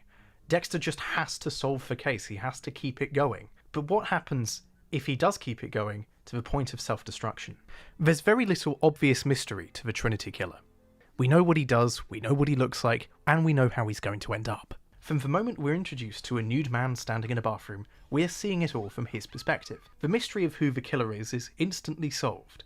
We're going to watch out for this guy the whole season. This isn't a perspective we're usually privy to. Sure, we see other events happening outside of Dexter's life, but rarely do we see everything from the killers. We see a little bit of Brian getting on with the murdering, but it's very brief, and never in this much detail. There's something a little bit lurid, as I described before, with the portrayal of Brian's killing in the first series, but this is very different. I read some of the shocking manner of the portrayal of Trinity's killings as commentary on how comfortable and supportive the audience were on Dexter. Comparing to The Sopranos once again, it's like how the gang treat Tracy the stripper before Ralphie kills her. Something so unflinchingly awful and unsubtle that takes you out of the fun of otherwise fine violent crime. I can't in good conscience show you the first method of Trinity killing people because out of context it's visceral and awful. Trinity's MO is 4 deaths at a time. They think it's free to begin with, that's why it's called Trinity. And they are stabbing a woman to death in a bathtub, forcing a mother to commit suicide, and bludgeoning someone to death. Yes, it's a lot. Dexter tries and fails to do this again later on, so I think it's worth highlighting just how well it handles the tonal shifts here. And the reason it succeeds here is because it's trying to ask you something as an audience. Dexter as a show is quite glib. These are not portrayed in a glib way. Killing a restrained woman in a bathtub kind of ruins the good, stabby, fun atmosphere we've come to enjoy in Dexter hunting the odd paedophile. Pushing a crying mother of 2 to commit suicide is worlds apart from Dexter killing a killer. It's like concluding a campy horror movie marathon with Elephant. To be pretentious, Dexter takes a very funny games turn. It's confronting us with the horror the viewer is titillated by. But unlike funny games, it's not annoying. With the Trinity Killer, the central mystery is put on its head. You're wondering, how the hell could this guy lead a possibly normal life? We see another code in Season 4 develop with the same rigorous repetition, internal logic and self-justification. It's just as unhinged and self-effacing as Dexter's, but we're told that this is a truly bad one. Dexter's fine, what do you mean? That's okay, he's killing people who deserve it. In a weird way, with weird rituals. Don't question it. All born from instance in his youth he was in some way involved with. He was born in blood as well. Ooh. I realise actually doing this, I've not talked about this. Dexter keeps saying this very funny thing. Born in blood. Born in blood. Born in blood? It sounds like a local screamo band. I can't take it seriously. One thing I really like about Dexter is that at no point does it bother to diagnose him with anything. This may be my psychology degree in place of me, but I hate hemming fictional characters in with disorders they only have when it's convenient to stereotype. Or worse, try and use hilariously outdated psychology and run with it. Comparing to The Sopranos, because, I love doing that. Tony's never officially diagnosed with anything, but shows some sociopathic tendencies. In fact, part of the ending hinges on a real, contemporary research paper that you can go and read. And compared to another cuddly murder program, Monk is never diagnosed with any disorder in the show, despite the marketing heralding him as the obsessive-compulsive detective. Dexter could be a sociopath or traumatized or whatever. It could be nature or nurture. Dexter in his own self-mythos has decided he was born and nurtured by the trauma he initially couldn't remember. But the show shies away from giving you a definitive medical answer and leaves it to you. This I love. I think is a fantastic idea. I'm still in 2 minds as to whether Dexter was born with it. Is Harry the reason it happened? Did trauma make this happen? There's a lot of balls up in the air, but it lets you think about this. It's not for me to tell you, it's for you to decide on your own. This is good. I like this. It really makes you think. Season 4 does a lot to establish an idea within the world's parameters that yes, something as horrific as Dexter and the Trinity Killer's crimes can be born from an event, rather than something deeply rooted in their DNA. But it's still not conclusive. That's caused them to act on it, maybe, but it could have been something else. It could have been for different reasons. Which brings us nicely to the plot. As the police begin to investigate, it becomes clear that the police department can't handle this on their own. So brought back from Series 2, it's Detective Lundy. Was Detective Lundy. Oh dear. Dexter eventually works out who the Trinity Killer is, all while battling his sister and spending time with his adoring family. He decides to don a fake name and befriend who he's worked out to be Trinity, and discovers that this mythical murderer is in fact a normal man with a seemingly normal life. Trinity builds houses for needy people, and like all philanthropists, there's clearly something wrong with him. We get a glimpse into his home life, and it's, on the surface, very, very sweet and pleasant. But as Dexter, Kyle Butler, starts to dig a little bit deeper, it all goes wrong, and eventually culminates in a fiery Thanksgiving that is possibly one of the best scenes in the whole show. I am so thankful for you, Arthur. Shut up, cunt. And if we're talking actors and performance, well, John Lithgow is here. He is Dexter's adversary, and he does a fantastic job of showing both sides of the Trinity Killer, this sort of on-the-surface, loving family man, and this evil killer, specifically when the two meet in the middle, which they often do. His range and portrayal goes deeper than just, oh, I'm evil, which should be the standard for a show like Dexter, but unfortunately it really, really isn't. Hello, whore. This is a man that has been deeply broken by the trauma that he's experienced, like Dexter. This is a man who tries to offset his depraved urges by means of altruism, by giving back to the community, like Dexter. Unlike Brian, he's succeeded, he's not been captured, and he has no interest in being captured. He doesn't want to let anyone into this life that he's made for himself, except for his victims, obviously.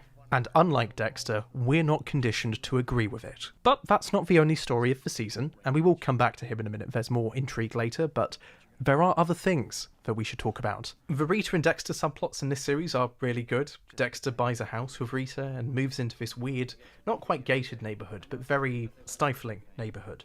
This is a man who clearly wouldn't survive an English village. And also, Dexter has a newborn baby, Harrison. Unlike Astor or Cody, Rita's other kids who have grown up a little bit, Dexter is a lot more worried about the way that his behaviour could imprint on, say, his child. Again, it brings in that nature-nurture debate. Could someone as evil as Dexter raise a perfectly normal son? Who knows? I guess we'll have to find out.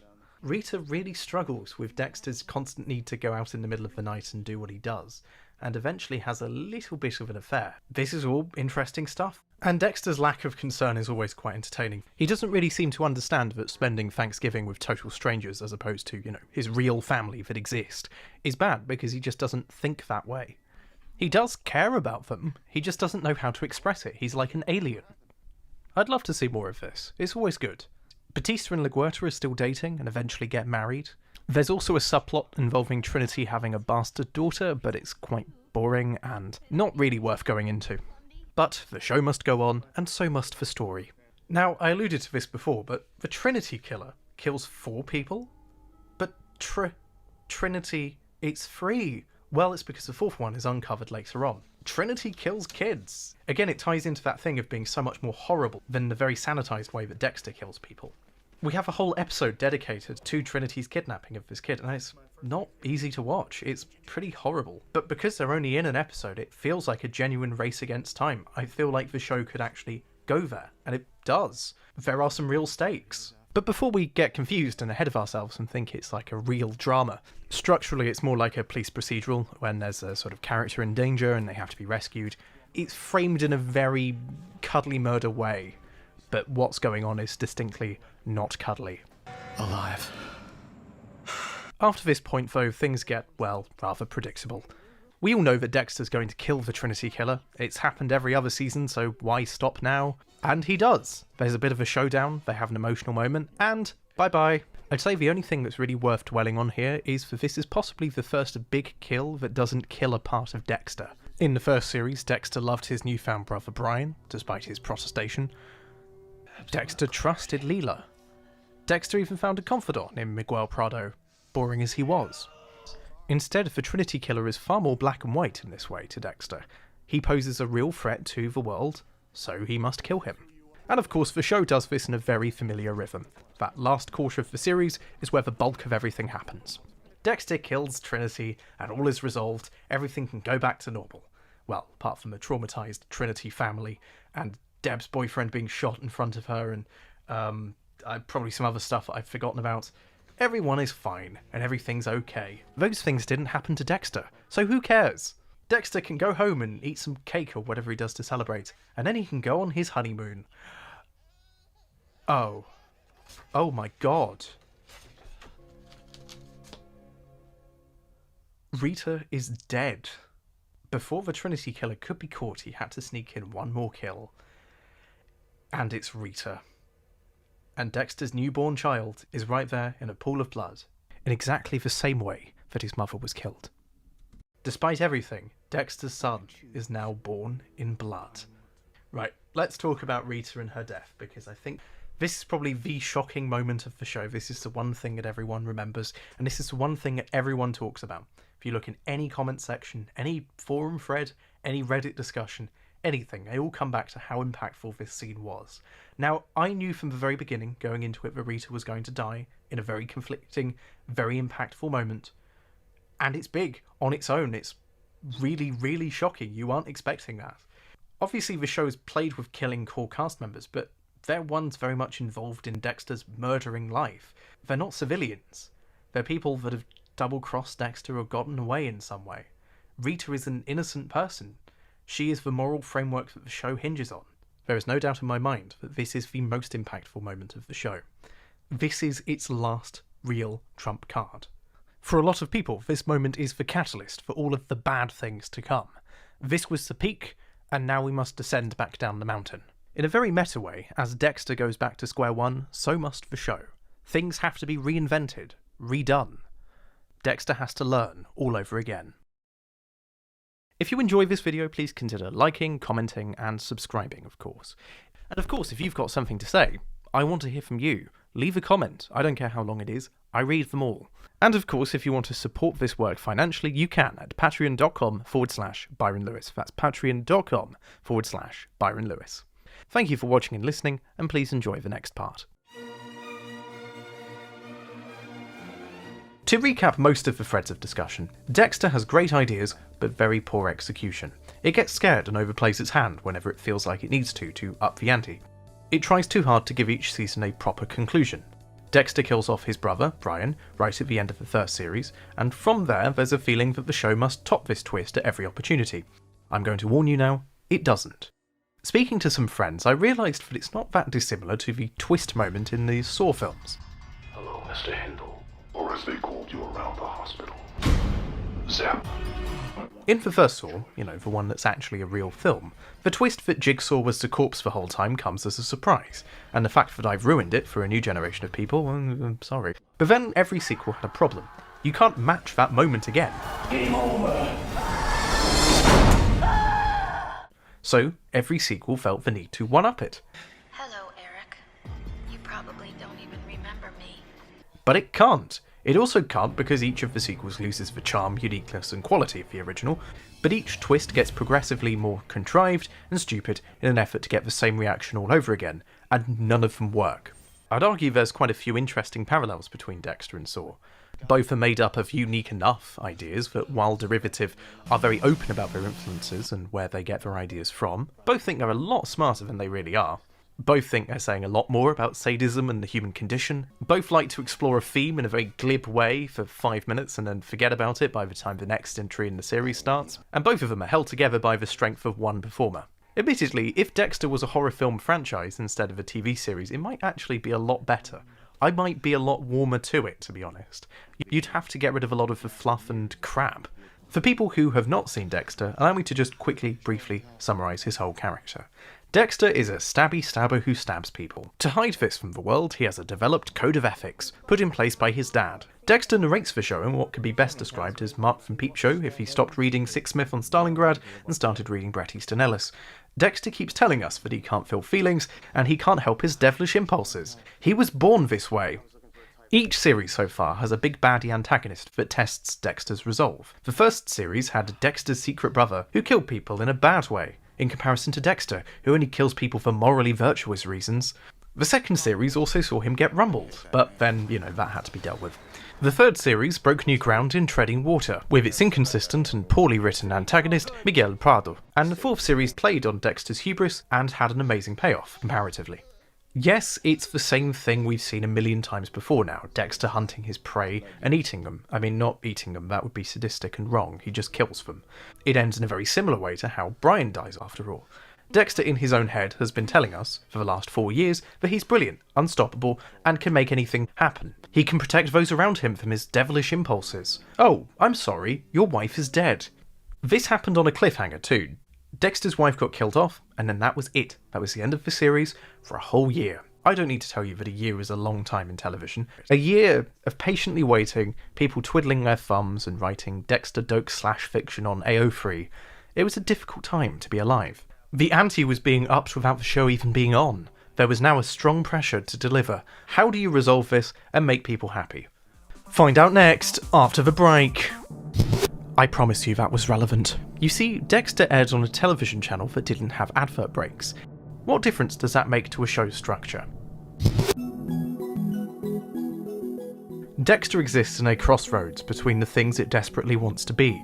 At times, it is a piss-take of the police procedural, something very much lapped up by academic discussion of the time.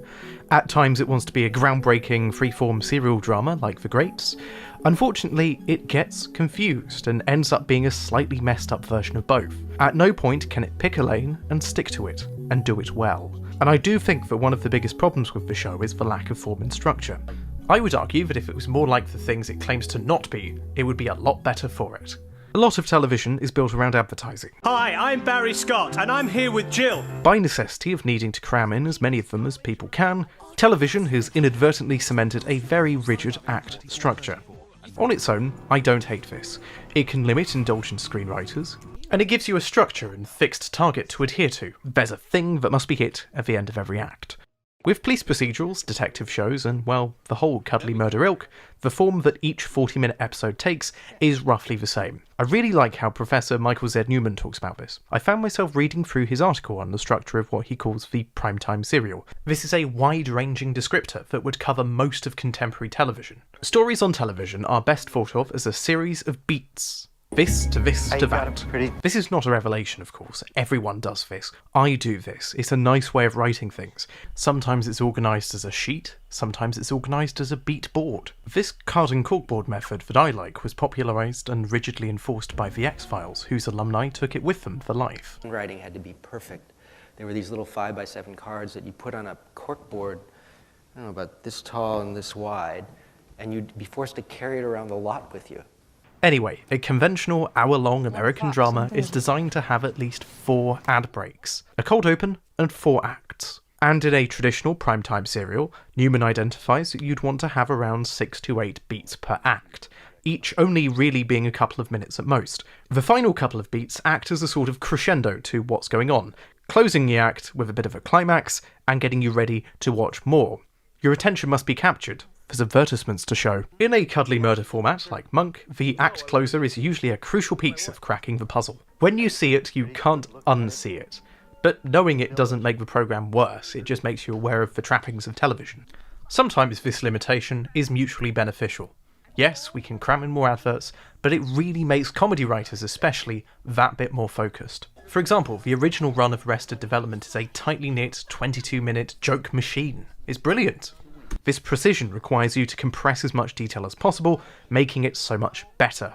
It's a much better constituted product than, well, the Netflix era of Arrested Development. It's too flabby, it's long and unfocused. Just because you have the freedom to not adhere to a 22-minute 3-act structure doesn't mean that you should. I take this approach to YouTube videos as well. History Mystery, my long-running comedy history thing, has a 3-act structure, and the aim for each act is 7 minutes. Because it's YouTube, sometimes we do go over, but whenever I've rewatched them, rarely do I think, oh, that was worth the time. In fact, it goes the other way. Because there's no commercial pressure, I can go under, and it can be snappier and better.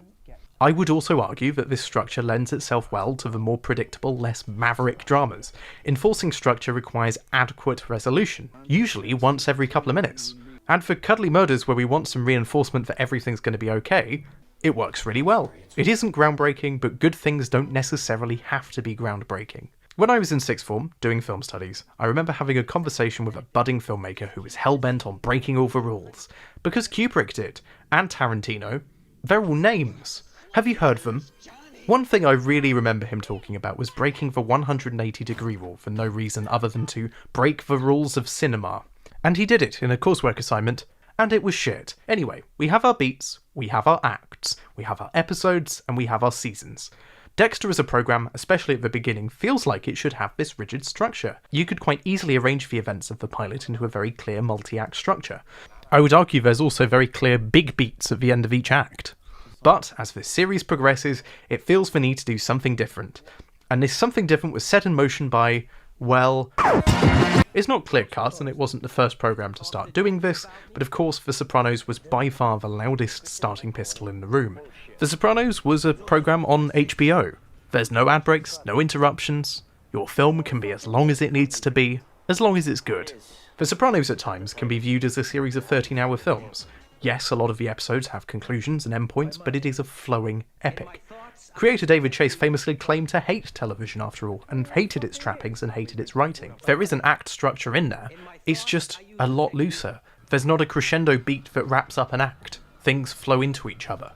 Remember that the people writing The Sopranos had come from network television. Because it's handled by people who know this format so well, they're able to pick at it and bend the rules. These are extremely talented people doing things not just because they can, but because they have something to say. Smith correctly points out the sheer amount of scenes just involving Melfi and Tony not really saying anything to each other. You couldn't get that on normal TV, lest it be considered filler. The beats can trail, and they can be as long as they need to be. And less talked about by Smith, of course, they can also go under. There are some short episodes of The Sopranos. There's one that's barely even 40 minutes. Ultimately, the beats and act structure is still there, it's just a lot less neatly defined, and much more like a film. It's some structure, just less structure. Less obvious structure. The big tell with something like The Sopranos is arguably the lack of reminder that you're at the end of an act. Smith puts it really well. What sets apart the act end beat in Sopranos from other network dramas are their refusal to abruptly halt in the instant after the turning point event has occurred. Instead, such beats are permitted to linger and settle. Tony! This scene where Aid and Tony are in a car and it crashes would be the end of part 1, but it's not. We are left in that moment. It lingers and it settles. We're here for a while watching this wreckage. Let's just say The Sopranos was on conventional network television in America. I'm not trying to be conceited. Tony!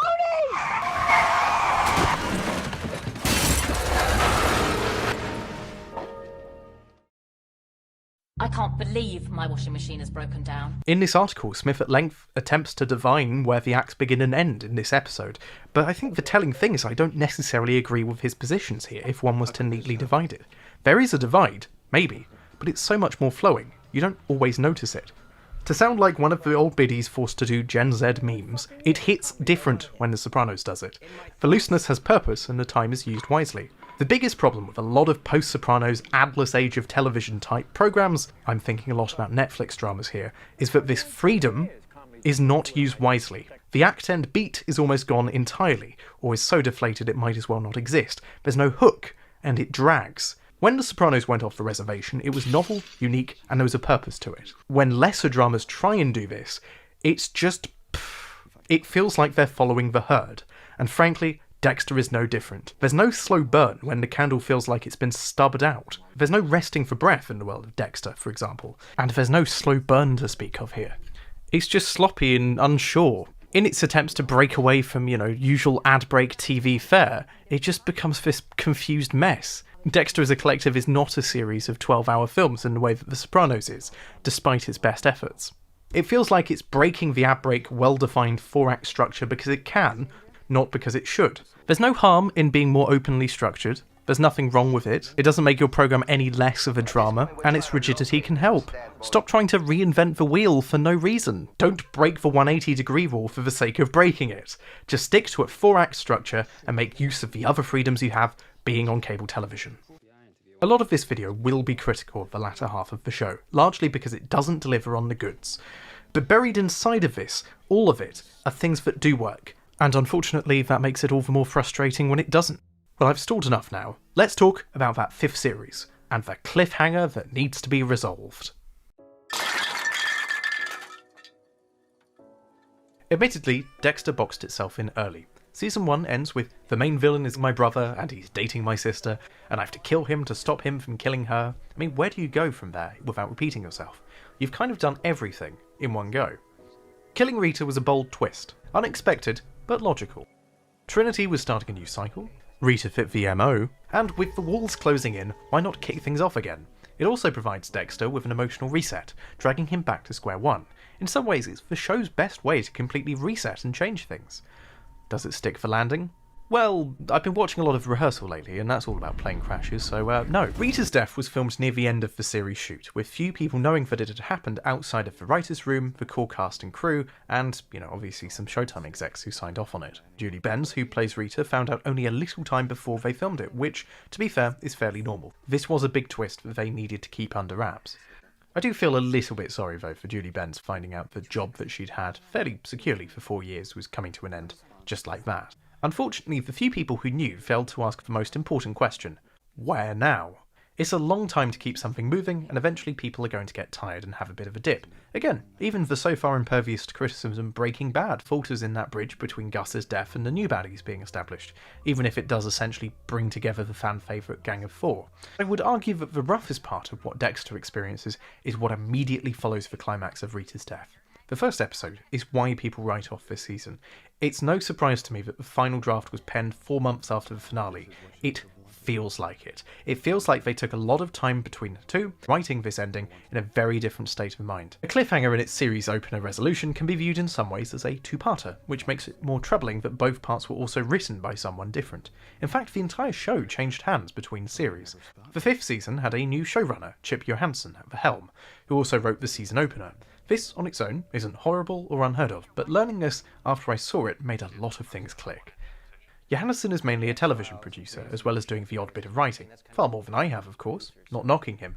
But the problem with Chip here, other than his name being Chip, was he a dog?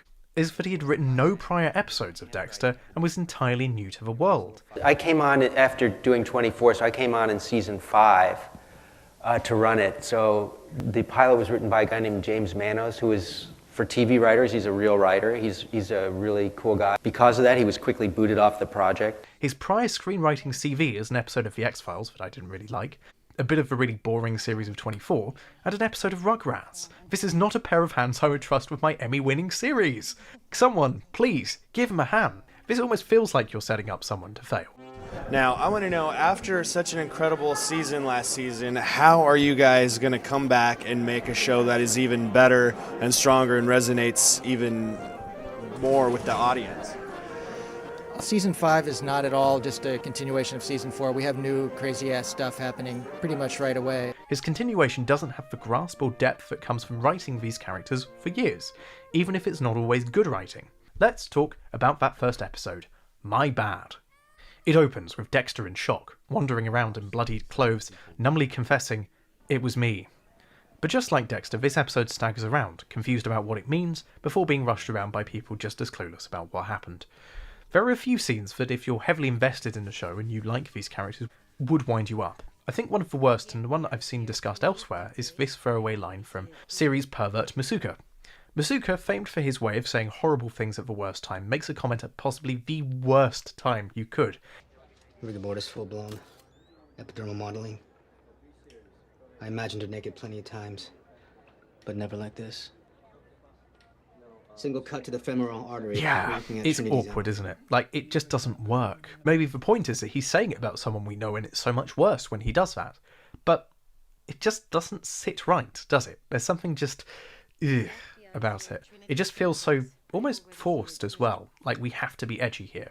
It's very, very poorly thought out, and it is one of the first lines of dialogue in the episode. There's a time and a place, and it's not this. But that's not to say the comedy in the show doesn't work at all. Dexter has to deliver the death of Rita to her parents and her kids. God, what a task. They've been away at Disneyland the whole time, and, well, they need to find out sometime. But because it's Dexter and he doesn't do emotions properly, he's delivering this horrible news whilst wearing the Disney hats the kids gave him. The absurdity of it works. It's funny. But it's not laugh out loud funny, you know? Dexter did not kill Rita per se, but he is responsible and he knows it. There are definitely interesting stylistic choices in this episode. There are some clumsy cuts that make me think that the editor and colorist had lost a bet, or the director had pissed them off. After a shot of Dexter and Asta having a fight, they cut to a shot that looks like she's smiling. There are some very poor attempts at colour grading where the colour temperatures vary from cut to cut. Quinn is basically orange in half of the scenes he's in, and it's not just bronzer. And the lighting is sometimes so poor that it looks like they're indoors in broad daylight. There's also a load of meaningless Dutch angles that say nothing and do nothing. Oh, wow, you can tilt 45 degrees. Well, I can do it back to you, and it looks better. Even if you're not noticing it, there is an explicit attempt to break with the past here. But it has no idea really what to do or how to do it. It falters and meanders, and so does the plot. And it's this confusion that you can pick up on as a viewer, even if it's hard to put into words. Dexter as a character doesn't have to have a steady hand, after something that's upending, of course, but the show ought to. Flashbacks make a return to the show, of course, but rather than the Code of Harry, it is Dexter's recent life. In some ways, it's almost the flashing back to the unlearning of Harry. This is his attempt of fitting in with a normal life with Rita. Even at the very beginning of their relationship as established in a flashback, he's more concerned with a would-be target. It's a poor woman. I think this flashback sums up how he sees her quite nicely. Yes, she's a cover story, but she's always a bit more than that. He has conflicted feelings. To be honest, this figure that he's watching, I kind of read a bit differently from just, he's a target. He's almost like he's watching over him, like a disfigured guardian angel on the shoulder, or a cloud haunting him, or a realistic depiction of an angel. This episode also has a lack of Ghost Harry guiding him, because he's lost, after all. There are a few scenes in which his internal monologue tries to establish that he doesn't care about Rita, but the reason he's putting those blocks in the way is solely because he cares. He has no Harry to guide him at the moment, and not even a Brian. He isn't waving back and forth between good and evil. He's nothing. He's apathetic. This is possibly the first time where he is completely numb, and not just telling us that he is. Unfortunately, he doesn't really do anything with this. At this point, Dexter does a lot of stupid things that seem unpredictable in a way that screams more of writing yourself into a corner.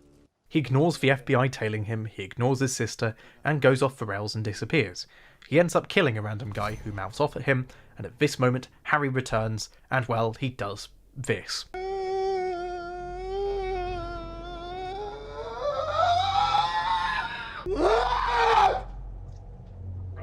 For one of the few moments in the show, we're privileged to see Dexter acknowledge that he's letting out an emotion of his own. An emotion expressed in a scene that seems to be pulling from American Psycho just a little bit. You know, that film that Dexter likes, just with less blood and less catharsis. His chainsaw down the staircase is a slight beating in a dingy toilet.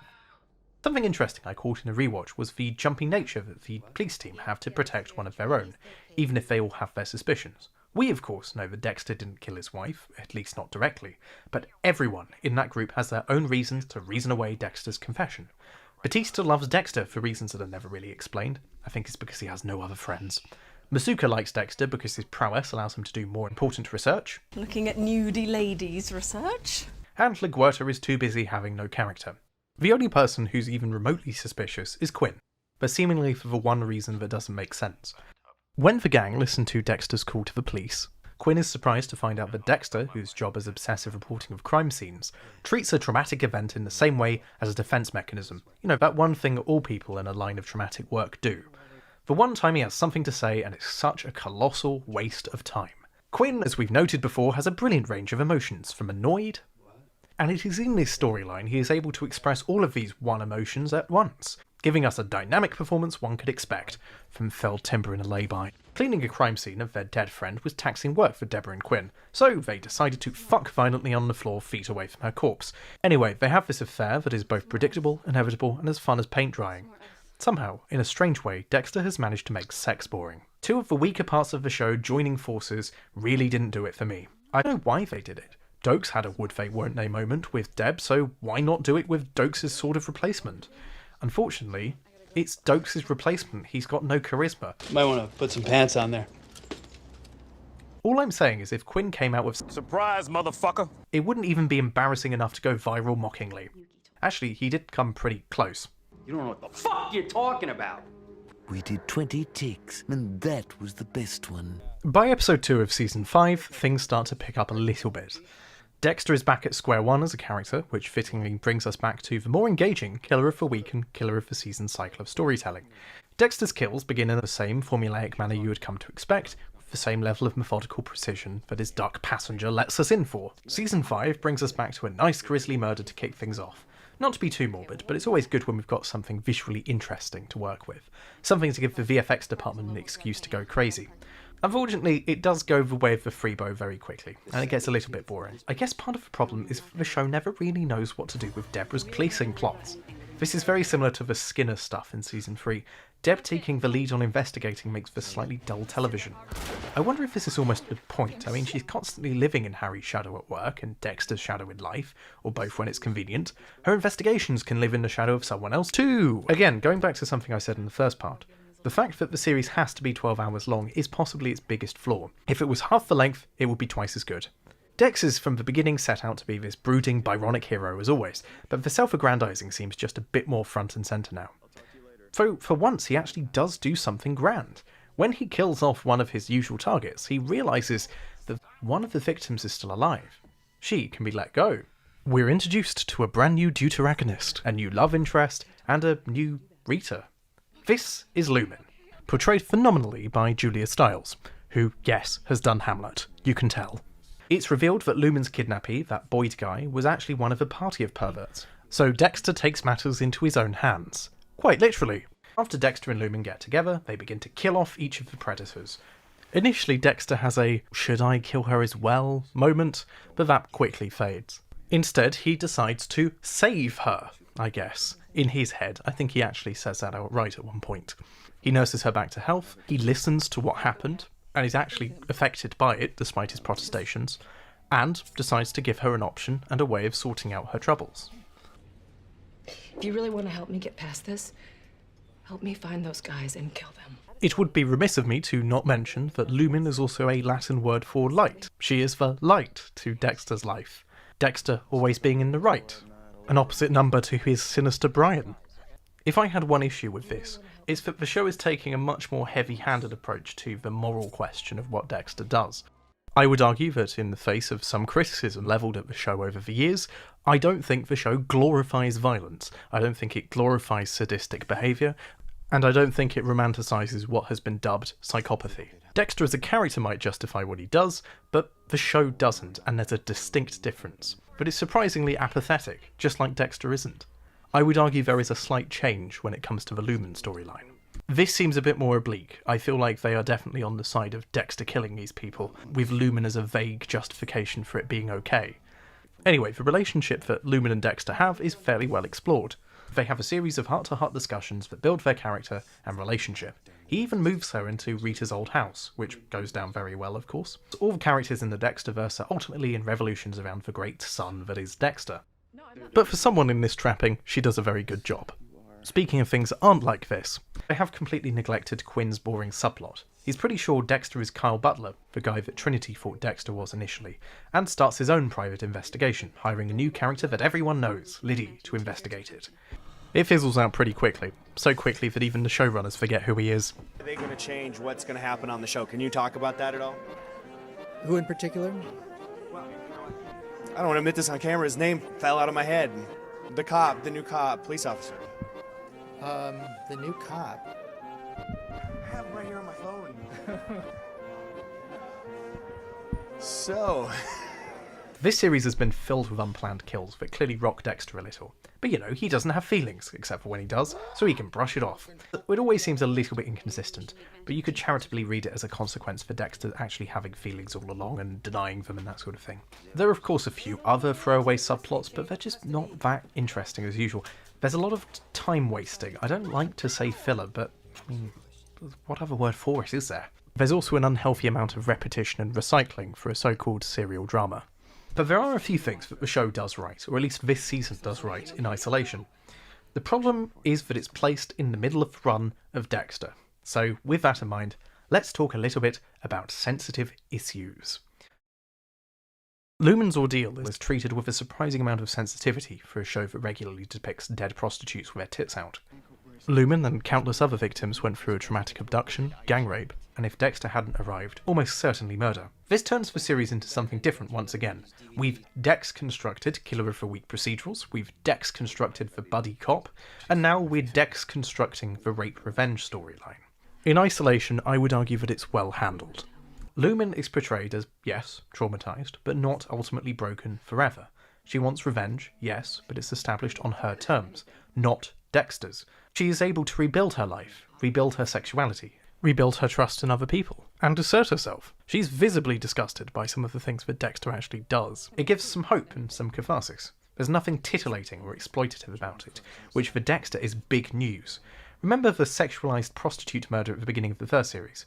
This is attentively well handled for a show that started the series with Misuka cracking jokes about boning attractive corpses.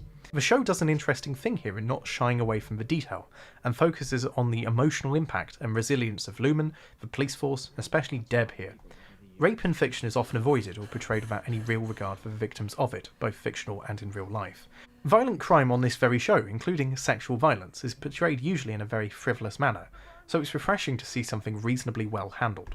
In a show that frequently features violent dismemberment and torture, and the murder of sex workers, the sex violence angle is usually avoided. Even the Trinity killer's obsession of hanging around nude in a bathtub is portrayed as a fairly sexless act. When the Trinity killer acts in a way that is sexually aggressive, that is always cut down and avoided. so you as the viewer aren't made too uncomfortable by it. It is refreshing then that Dexter actually decides to handle this with a modicum of emotional maturity, which is something in very short supply in Dexterland. Again, it's uncomfortable, and Dexter as a program is surprisingly chaste and unwilling to be truly uncomfortable. When I talked about it not being shocking and being made in the same year as something like Hostel, you have to remember that something like Hostel is unflinchingly honest about the sort of sexually sadistic element. Deb's reaction to the barrel girl cases is surprisingly gripping and realistic. The dark shadow that this case holds over the whole department, especially after films made by the gang are uncovered, is really well handled. If I'm honest, this represents a real turning point in Carpenter's portrayal of Deb.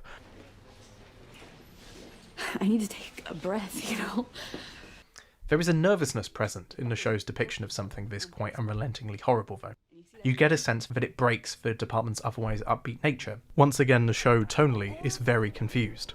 Even Masuka loses his edge. We haven't actually even talked about the big baddie yet. Jordan Chase is the leader of this gang, a type who preaches very rapey-sounding self-help mantras. Take It is about as on the nose as a sex offender sociopath can get. It is the blunt hammer that you would expect from something like Dexter.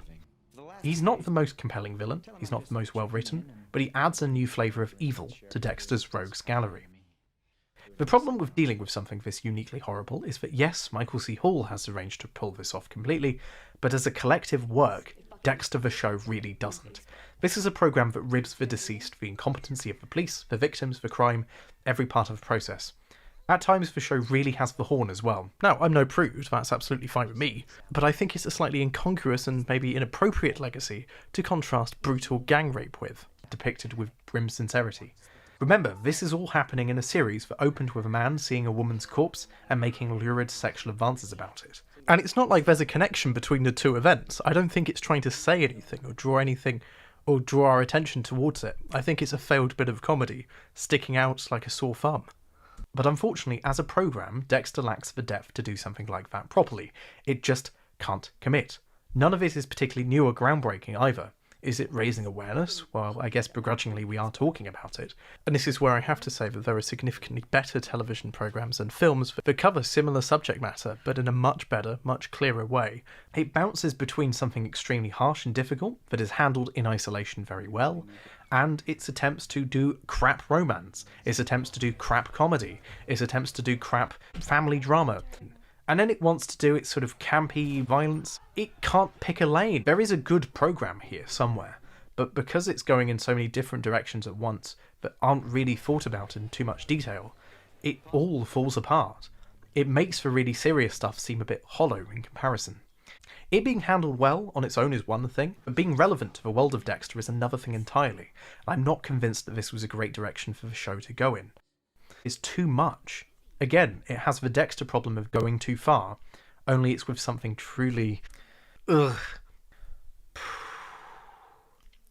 Yeah, it wasn't fun writing about this section. If it was done really, really badly, it would be so much easier to write about. If they handled it badly or glibly, if Masuka was in the room every 5 minutes making jokes about it, you'd have something to riff off of.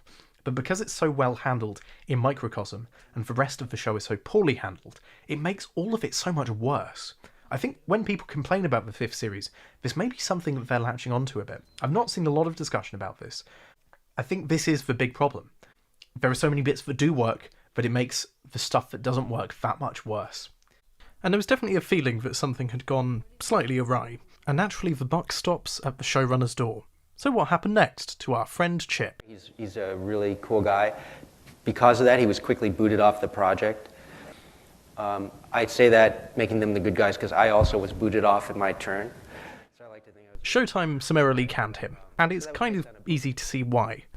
I've not been the biggest fan of his work, as you may have noticed, but I don't think it's his fault. It's not a personal thing.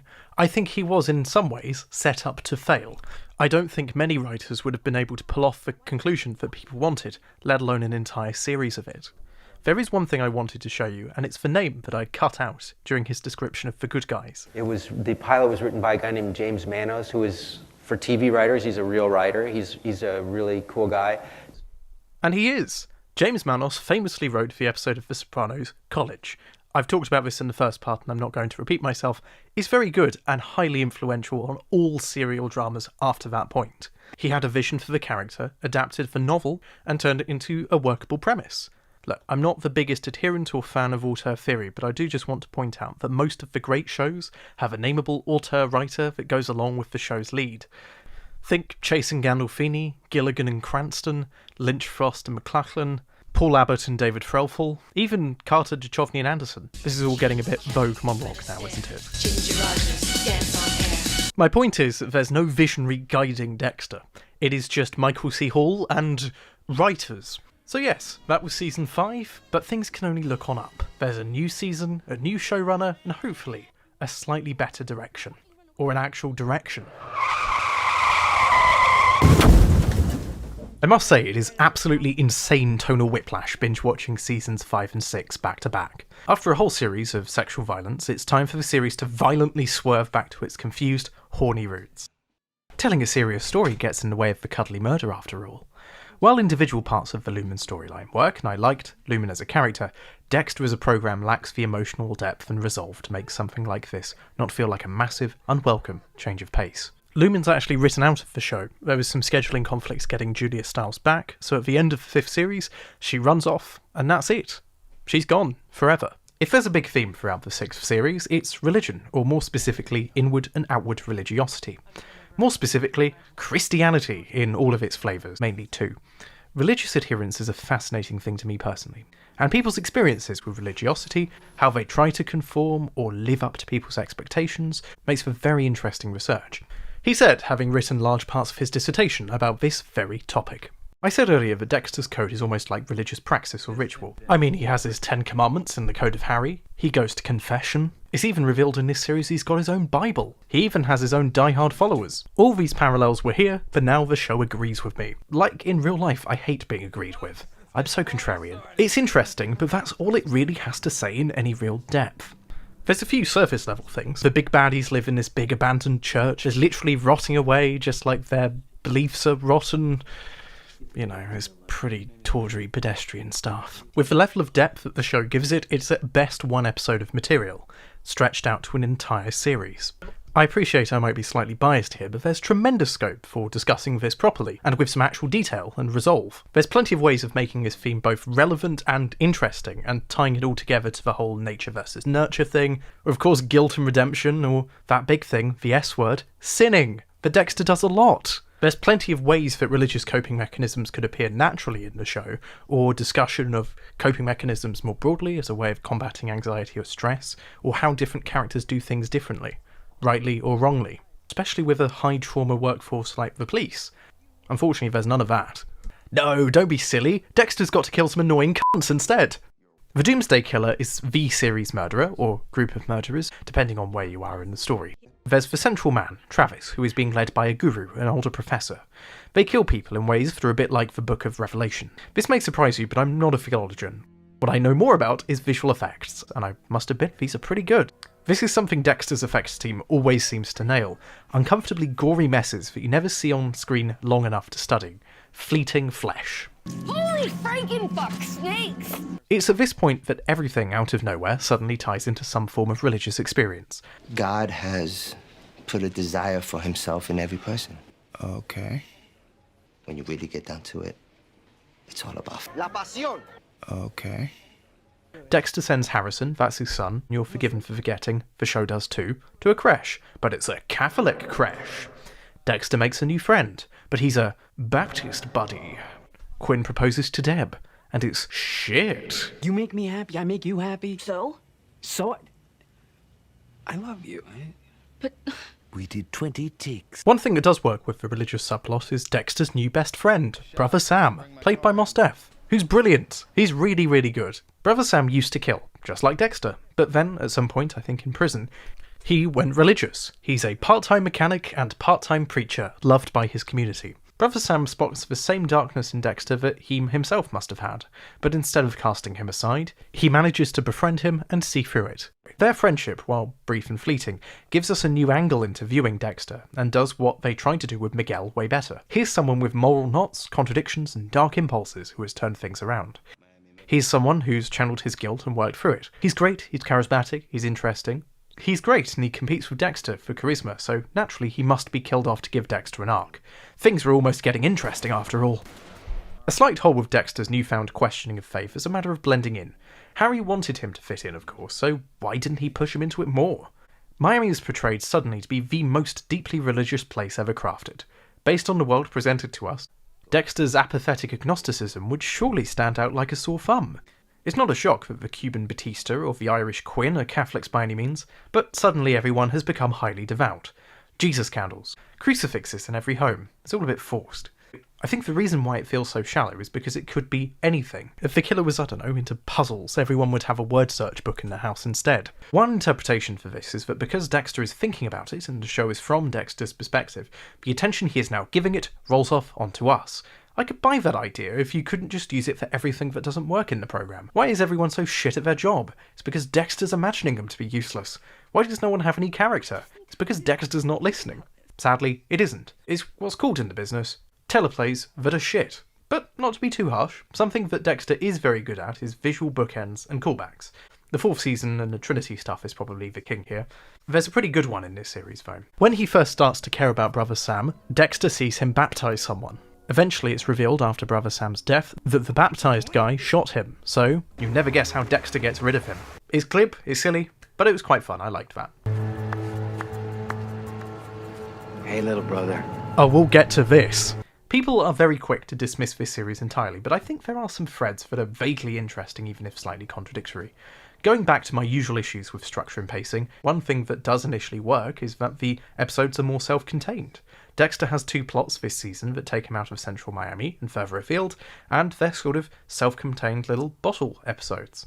The first episode is a self-contained plot, largely about Dexter's high school reunion.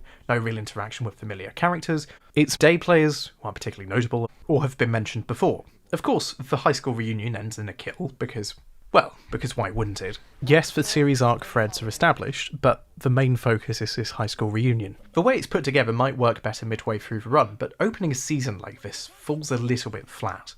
If it took a more consistently episodic direction, it wouldn't be such a big deal. But because it's trying to be a flowing 12-episode miniseries narrative type thing, having an hour wasted is not great. It doesn't really explore anything new, it doesn't introduce us really to what Dexter was like as a high school student, it doesn't really say anything, and it doesn't really do anything. And none of it comes back again. This is nothing against slow pacing, by the way. There are plenty of season openers that do something slow or different. Compare this to the opening of The Sopranos' 3rd season. It is almost entirely from the perspective of the FBI watching both of Tony Soprano's families. Sure, they've been in the show before, but they've never been given this degree of focus or depth.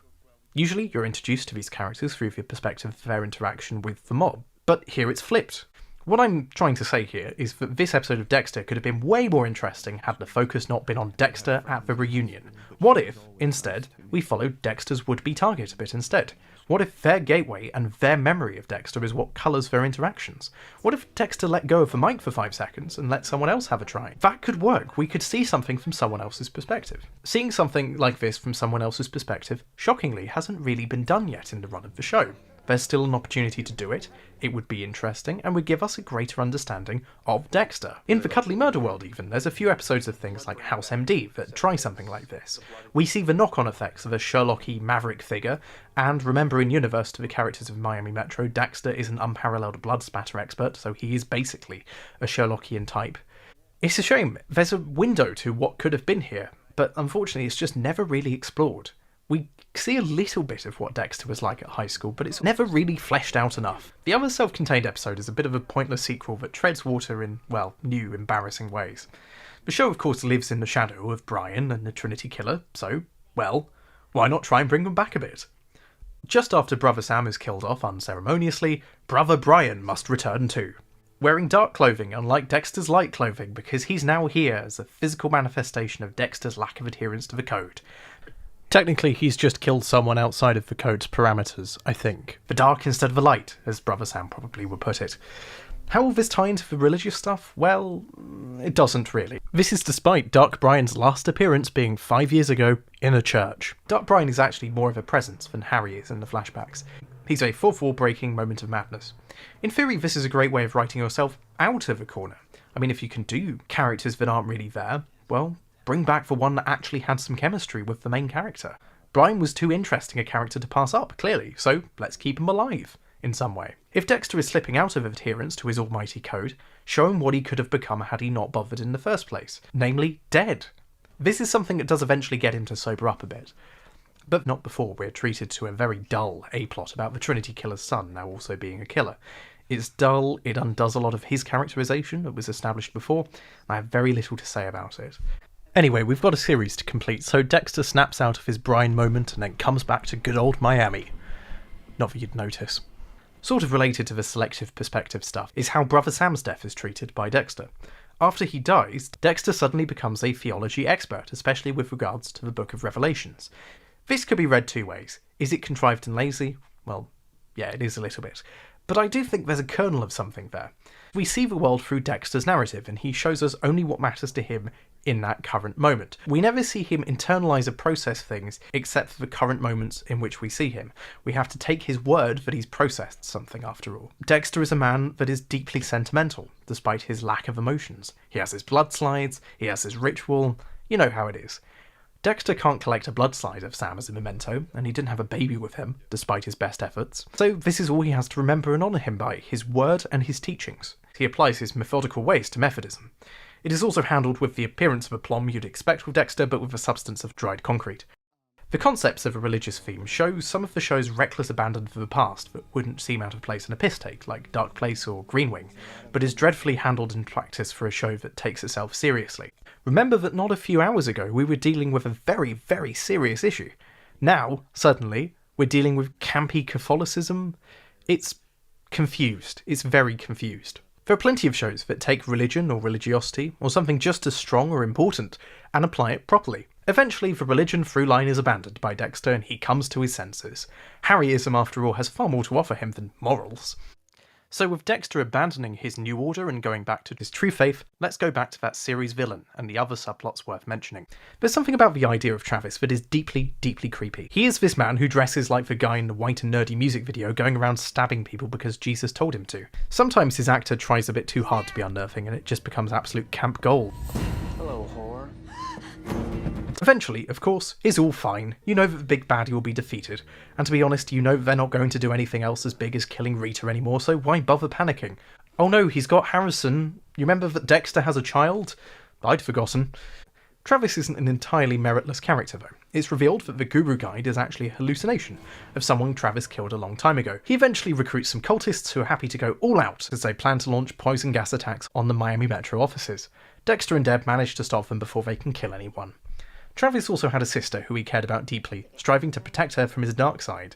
Ooh, another epoxy mirror character. We've never seen one of those before. Of course, it's not really developed meaningfully, and it's all a bit trite. I also think the recruitment of the cultists worked quite well, and while they're not fleshed out, you get the sense that they're devout people whipped up and lost looking for meaning. And, unfortunately, all they have is Travis. Deb's love life gets a slight interrogation in this series. In the past, I dropped in that I felt that all of her relationships fall into this predictable Freudian paradigm. The tough-talking, no-nonsense detective must have a flaw, and her flaw is that she wants to fuck her dad, or Dexter. The first series sets her up with a Dexter stand-in, then Lundy, who's old enough to be her dad, then there's Anton, who's the exact opposite of both of them, so she can rebel, and then finally she gets with Quinn after building on the exciting sexual chemistry that you get when you rub two bits of wood together in a forest. She is eventually bored with Quinn, aren't we all, and dumps him, starting a will they won't they storyline for the next 4 million years that would be interesting if they had even the most basic chemistry. Deb then goes to therapy, where the therapist makes some interesting connections on behalf of her patient. I would also like to point out that if an actual talk therapist did this, they'd be almost certainly on their way to being struck off, even by the GMC. I know, someone who actually used the F word is taking a stand on accurate depictions of talk therapy on TV, but this is bad. That is not as bad as what's about to come, at least when you talk to people. In these therapy sessions, Deb is working out a lot about herself, and she makes a stunning realization about her and Dexter. She loves him. This is very, very divisive in the Dexter fan community.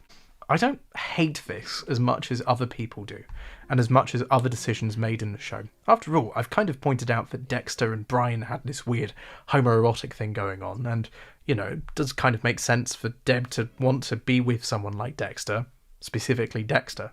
Going back, you always get the impression that Carpenter was kind of playing Deb, as if she had a bit of a crush on him, or if there was something she saw in him that we didn't actually necessarily see, but wasn't strictly familial. It's uncomfortable to think about, of course, but I will say now, art is challenging, and this is a programme. This isn't real life, this is television. The problem with this is that it's bungled. It's there for a moment, and then by the time the next series comes around, it is completely forgotten about and left unexplored. Deb's complex feelings about her brother are why she's ended up with a killer after all. It does warrant some exploration and explanation. However, as with all of the deeper issues this show tries to explore, it gets cold feet, screws up, and tries to do something for shock value. And I guess, in some ways, this is the shock value thing. Showing a montage of her necking with Dexter is kind of... it's just uncomfortable viewing, isn't it? This series gives us another cliffhanger. With Deb being liberated by her therapist, she just simply has to confess her undying love for him, and it has to be at the exact moment that Dexter is doing some stabbing. Oh no! And there we have it. Deb now knows about his crimes. No one is innocent anymore. Will she go the way of the Dokes and die? Of course not. She's needed to anchor Dexter to being vaguely normal. Will she run off like Lumen? No, of course not. She signed the contract for another 2 years. The show still needs her to kill time between Dexter doing nothing. And with that in mind, it's important to know that Showtime then commissioned the team behind Dexter for 2 more seasons in one go.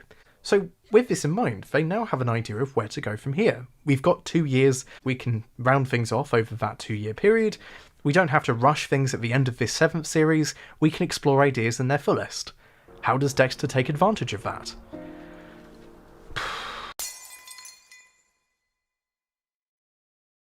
The problem with the 7th series, and doing a video that is entirely in linear order like this, is that I constantly feel like I'm stringing things out, and maybe you may agree.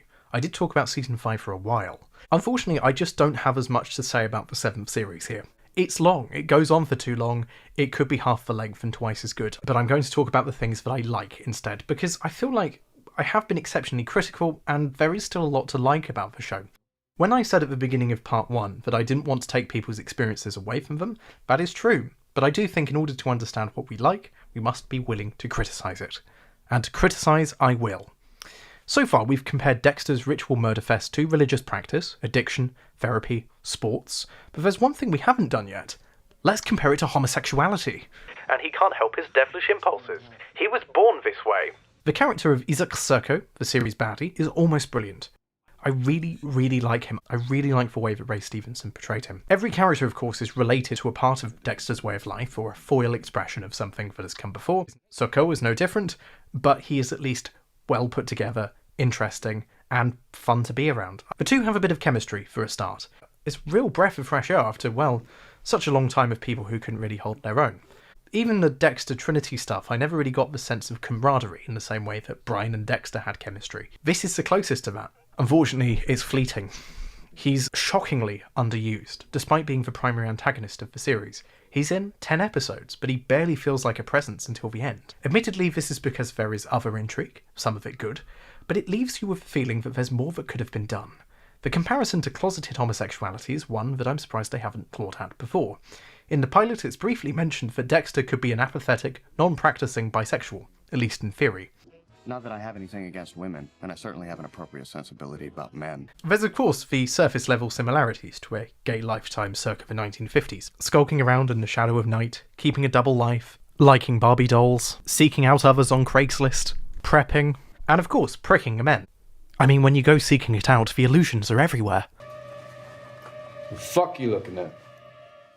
Hey Barbie, how'd you like to Carpenter almost plays Deborah as if she's found out that her long-term crush was secretly a gay man in hiding. And her moral judgments are, well, not that far apart from how some people describe homosexuality. To expose a child to your life choices. Serco is a mob boss on the hunt for the killer of his close personal friend. Guess who did it? This close personal friend, Victor, is more of a close personal friend than most. He's a homosexual. Is that all? Serco is meant to be Ukrainian and part of the Ukrainian mob, but of course this is pre-Russian invasion, so the writers are clearly picturing a Russian guy in their heads and a Russian mob, and they also use the phrase for Ukraine to aid in further dating it. There is one good bit of background thinking though. Serco, if you hear him talk, doesn't really sound very Ukrainian. Maybe this Morgan and Green were working alone. And to be honest, I'm glad that they went this way. He has a strong RP English accent. He sounds like me. And given the public school boys that I know, and the prefect culture of the time, it's no surprise he's ended up the way he has. Soko is interesting, but the storyline he has isn't all that. It's a good bit of revenge, sure, but it's... You may have clocked something already in this discussion. It's becoming increasingly synoptic and a lot less analytical. I must apologise, I wish I had more to say, but unfortunately there isn't as much to say.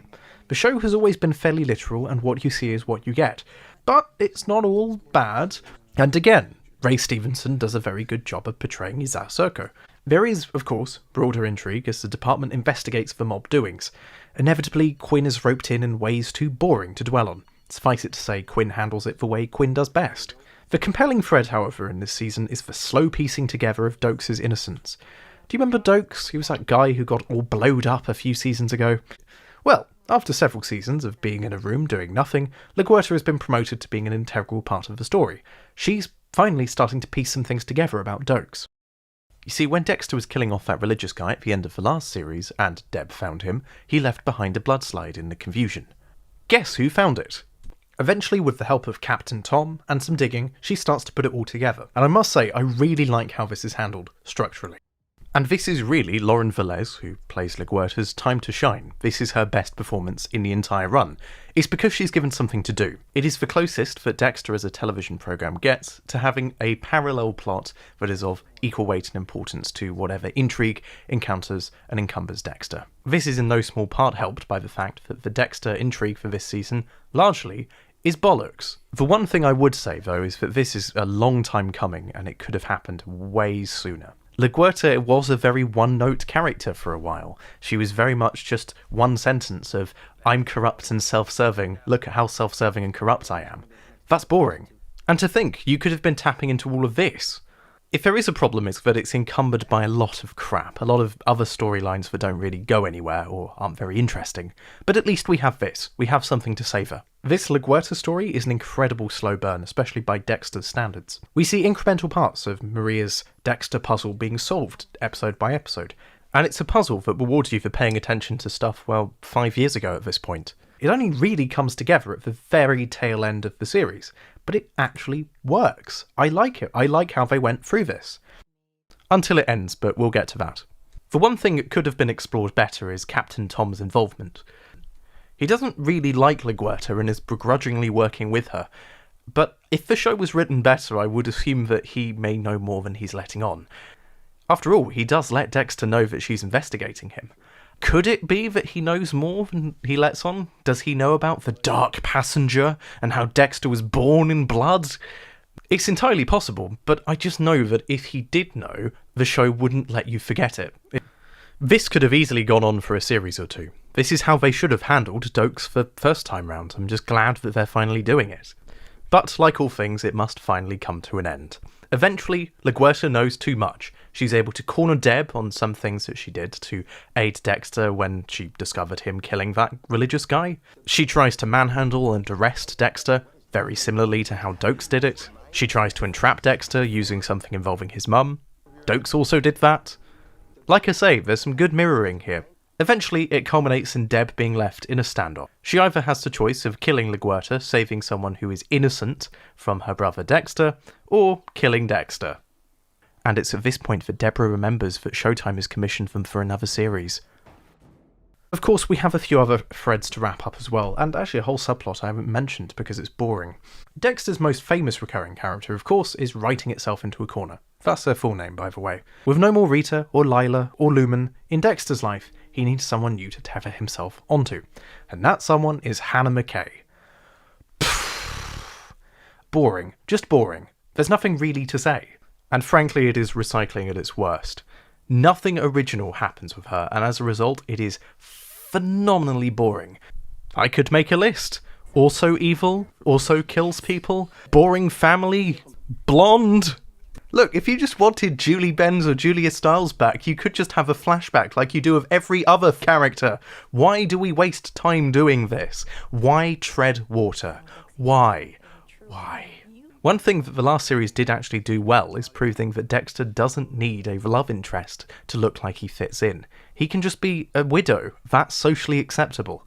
Speaking of Dexter being a widow, let's talk about his home life very, very briefly. Cody and Asta just don't exist anymore. Harrison is sort of there, but because Dexter has too many other responsibilities, namely stabbing people, he's taken on an au pair in the form of Jamie, Batista's sister. To begin with, she's dating this specky nerd who loves Dexter. Okay. But due to some real House of Cards planning, Dexter breaks them up as he gets too close to finding out what Dexter really does. In a scene as poignant as it is dross, Dexter sends Jamie a tape of this nerd having an affair, in a scene that is very similar to a very famous bit from EastEnders. I'm not saying that the American writers of the show had seen this, but I find it very funny that a British soap opera with no pretensions or delusions of grandeur could handle this scene better and more dramatically. Anyway, when he eventually gets killed off to further the main series plot, there's no chance of them reconciling, so she starts dating Quinn for some reason. Despite the fact that their introduction a series ago started like this. I want to have a relationship with that ass. I want to have babies. Completely forgot to mention this, but for some reason, midway through season 6, Quinn becomes an alcoholic, in a plot that is dealt with so insincerely it is hilarious. Deb is obviously very uneasy knowing that Dexter is a killer, but she gets used to it in record time. They also get stuck in this killer's maze that looks a bit like Saw, I think probably on purpose. But that's all there is really to say. Anyway, we're at the end of the 7th series. Going into Dexter 8, there's still quite a lot that could be resolved, quite a lot of interesting things that could happen. And if one person's figured out what Dexter's up to, surely it's only a matter of time until someone else does. So, where does it go? South. We finally made it to the final 12 episodes of Dexter, and watching it you'd have no idea that this was going to be it. The team have been making the show now continuously for 8 years, an extremely long time on television. If you look at the other shows most of the team have been involved with, they've barely worked on one project for longer than a couple of years. Michael C. Hall and 6 Feet Under is very much the exception to the rule, but even that had to end. And so, Dexter must end. And while I imagine you can look back on that time now very fondly, contemporarily, if you've been doing the same role for 8 years, you risk being typecast. The public will treat you as the character even when you're off-screen and ask you stupid questions like this. Have you been keeping up with this whole Casey Anthony case? Do you think Dexter would get Casey Anthony? You're confusing fiction and reality, brother. And so the show had to end. And to be honest, I'm glad. It's tired. It feels tired.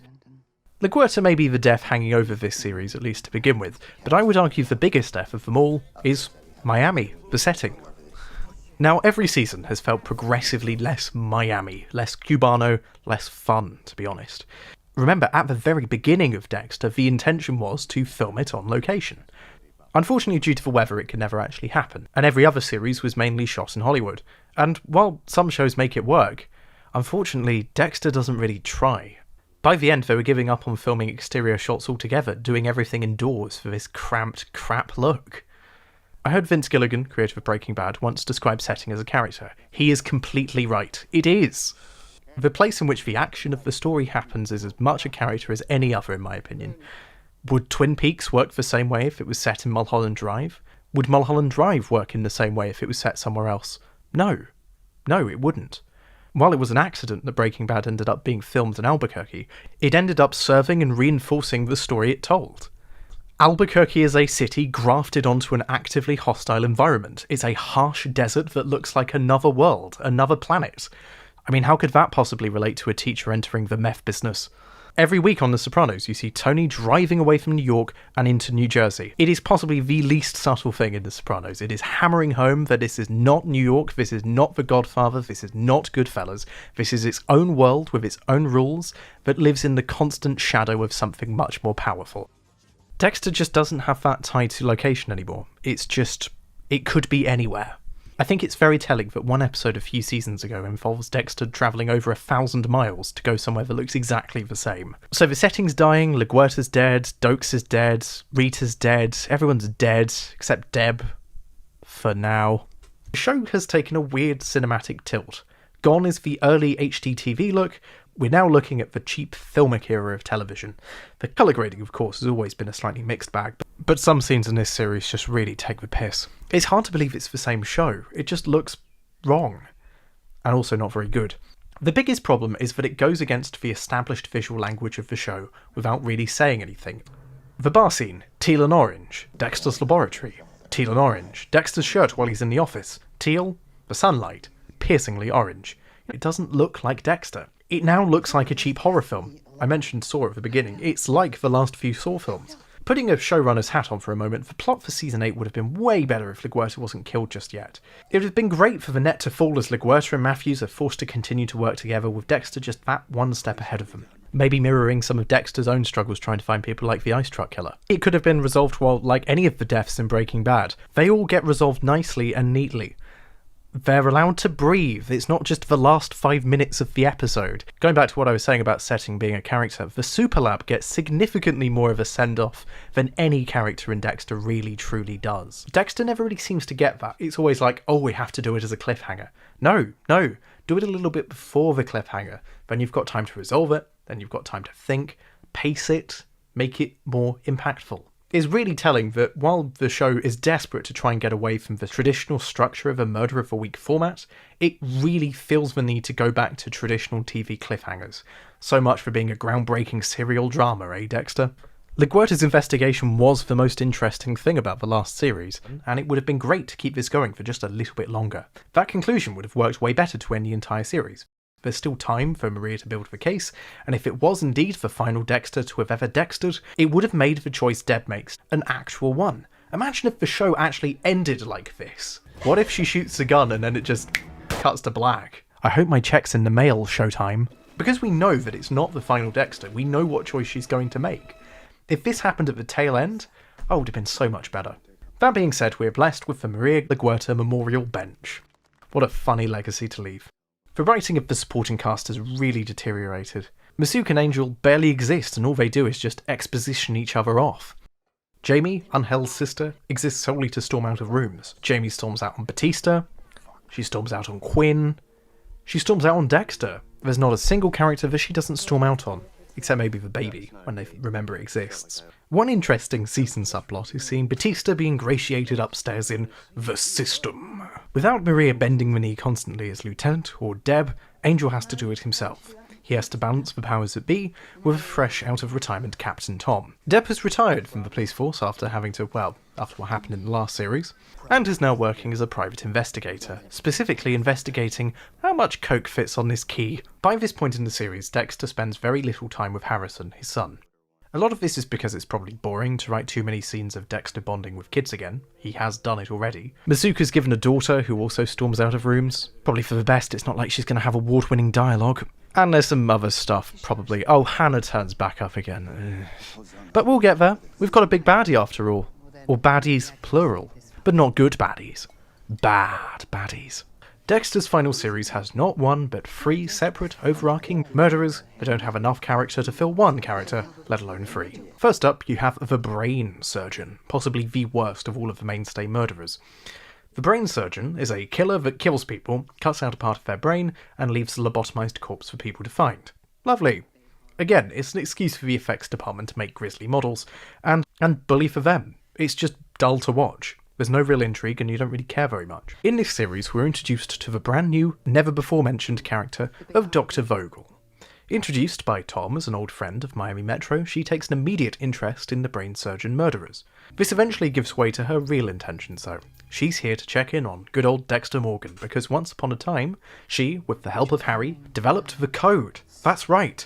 She's the one responsible for all of this. The code acts as a perverse form of rehabilitation, sort of like a Ludovico technique designed to mould serial killers instead of stop them. What I find initially interesting about Vogel is that she is set in her ways, and the show initially frames her beliefs of Dexter as being the right way of seeing it. And this is because Dexter believes her. His monologue makes her sound correct. Only when he changes his mind do things begin to change. It's framed in the way Harry's code and advice is framed at the start of the show's run. You have to accept it because it's there. It is initially taken for granted because we're seeing the whole world from Dexter's perspective, and his contemporaneous, in-the-moment narrator has decided that Vogel is correct.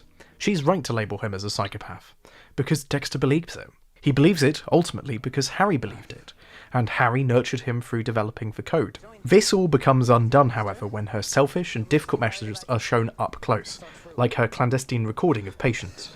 Oh, where have we seen that before? It's never made clear if Harry knew that he was being taped by Vogel, but it doesn't make it any better. Vogel is of course actually secretly being harassed by the brain surgeon and is eventually kidnapped. After an initial false lead and red herring killer, Dexter finds out that actually is Jamie Maguire from the UK version of Shameless, doing possibly one of the worst accents of all time. I really don't understand his casting. Eventually, after a little cat and mouse game, they find the brain surgeon, and after a slightly tense showdown, Dexter kills him. This is really early on in the run, so is he really even the main series baddie? Well, we'll get to that. Deb has now watched several murders happen in front of her caused by Dexter, so naturally he's losing her a little bit. She doesn't love him anymore, at least in a conventional, romantic way. She tolerates him instead. She starts to drink and drive, do more blow, and be more interesting. Off the Rails Deb is definitely an interesting twist, but it does beg the question, why didn't this happen sooner? This is a character who has been kidnapped, shot, nearly died multiple times, has watched her colleagues die in front of her, watched the death of a serial killer, has watched Dexter kill people, and is in hospital for some sort of serious injury every 5 minutes. Why is this the straw that broke the camel's back? They've kind of gone the wrong way about it. It feels like they've gone, wow, we need to get her to drunkenly confess, so let's give her a drinking problem. It just doesn't really make sense. If she is this sort of stern, iron lady, why was this the straw that broke the camel's back? And frankly, if this is, why not explain it? Considering the fact that she didn't really like LaGuerta compared to, say, the other people in her life that have died or done something horrible, this seems like an odd choice. There's one more boring subplot to mention.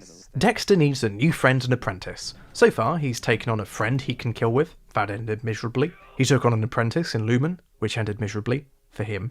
He took on a relationship where he was understood, twice, which also ended miserably.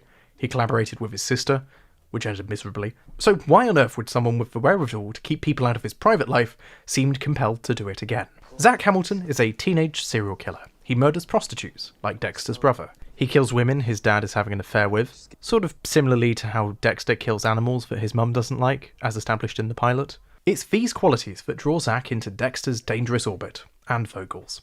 Too many people now know about Dexter's secret that it seems rather pedestrian. By episode 8, he's assembled a motley crew, a new ensemble cast and family. As well as Harrison and Jamie, he's got this brand new family you couldn't give a toss about. There's the mum, played by Hannah, who's back for some reason. There's the kid, this serial killer child, who I genuinely do not think you could pay me to name. And Dr. Vogel, who's there is a matriarch figure who can't work out if she's just this old doting crone or evil crone. Either way, she's a boring crone. I feel like I have to point out just how uninteresting all of these people are and their crap lives that revolve around Dexter are. Thankfully, most of them die.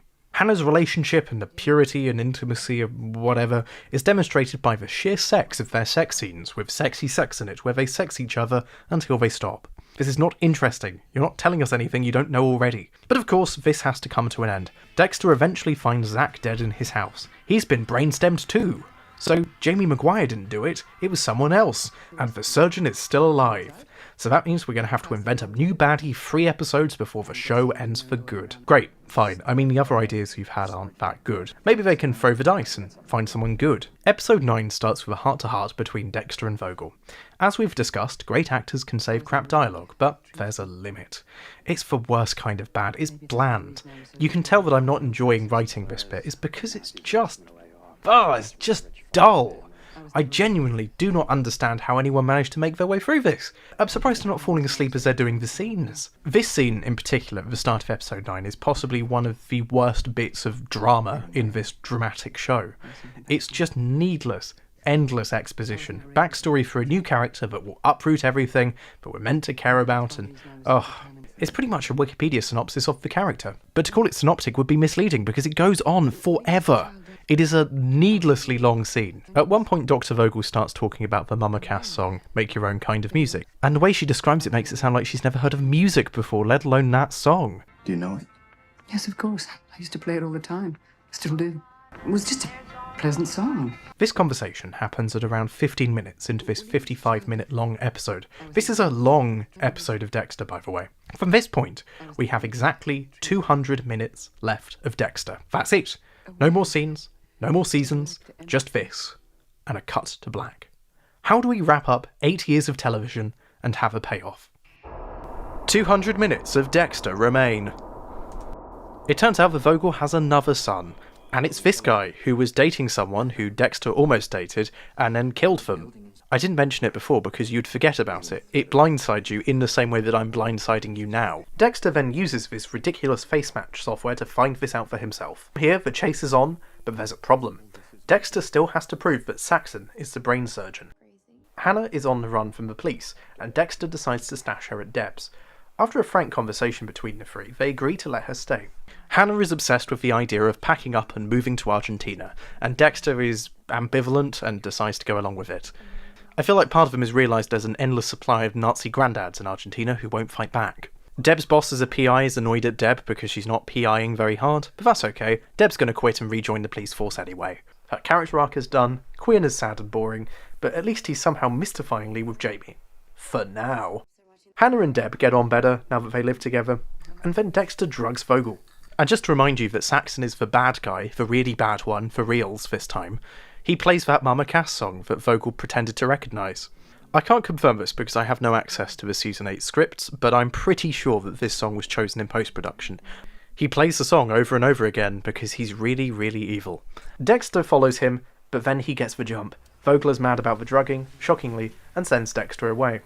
But then it turns out that she's hiding Saxon all along. Deb takes the news of Dexter's planned departure as well as the audience will. What I don't get about their plan is, well, why Argentina? Why not, say, a state right next to them that won't extradite them, like Cuba? You know, that place that's not that far away. Dexter tells the Metro team that he's leaving, right in the middle of a crime scene.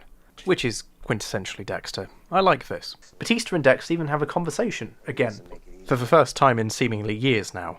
It's kind of hard to express this in a deep dive overview kind of thing, but seeing Angel and Dexter interact makes it all the worse that they don't really spend much time together. Quinn breaks up with Jamie for some reason, it's probably Deb, and then he storms out on her. A character development, he's the one to storm out now. Oh, who am I kidding, she storms out as well. I guess they really were made for each other. Then Deb and Quinn are back together, yay. And their true undying love is expressed beautifully in this very well-crafted scene where the Steadicam is a bit shaky, and Deb's face is obscured by lens artifacts. A marshal has been showing up trying to work out where Hannah is, and he's managed to work out that Dexter's leaving Miami. Vogel then swings by Dexter's apartment to try and convince him not to, go after Saxon too hard, to which Dexter goes, Dexter then shows her some videos of Saxon killing people, which manages to turn her around in time to go, yeah, sure, get rid of him. He's only my son. It's past midnight as I record this, and I realise as I'm editing it, oh, did I actually mention that this is her son? Well, now you know, it's her secret son. They have a few scenes together where they establish, nothing, and that have no sense of urgency at all. As this scene goes on for almost 5 minutes, 125 minutes of Dexter remain. Dexter arrives at Vogel's house to kill Saxon, but he's just too late. Vogel dies and he cradles her in a way that's a bit like his mum and a bit like Rita. I feel like it's all trying to say something. Probably. Dexter as a show has absolutely relied on the strengths of Hall's acting, and this becomes abundantly clear here. The hunt is on, Saxon is in our crosshairs, Vogel's dead, Deb's got a bit of closure, and we now have 110 minutes of Dexter remaining. Dexter scrambles to get rid of everything Dexter-related from Vogel's house. Every file, every record. Dexter is then interviewed by Batista and Quinn about her death. What I don't get is why he doesn't admit that he saw Saxon. Saxon's a crazy killer, he could just dob him in. You'd think he would get all over the obsessive pride thing after Vogel, and, Rita, and all these big things that have happened to him. Deb and Quinn then get engaged, there's a going-away party, and despite my usual complaints, this is a very tender scene. I like it, this is very well executed. This is really the last time you get to see some of these characters, and it's a nice send-off. Saxon is then interested in buying Dexter's flat, a convenient excuse to get the two of them in a room. He's wearing a light shirt versus Dexter's dark passenger. Saxon proposes that they just leave each other alone, just disappear from each other's lives and just move on. I'll be honest, I don't know this character well enough to trust him, or care to trust him. This character is the inciting incident for a conclusion 8 years in the making, with under 1 hour of screen time, in a 90-hour series. To say it's contrived is to say the least. Deb gets a visit from her old PI boss, who is now working with that marshal I mentioned, and the show is completely forgotten about too. Dexter decides to email the news media of the execution footage, setting in motion a war against the houses, as it were. A one-man army against Dexter's entire family.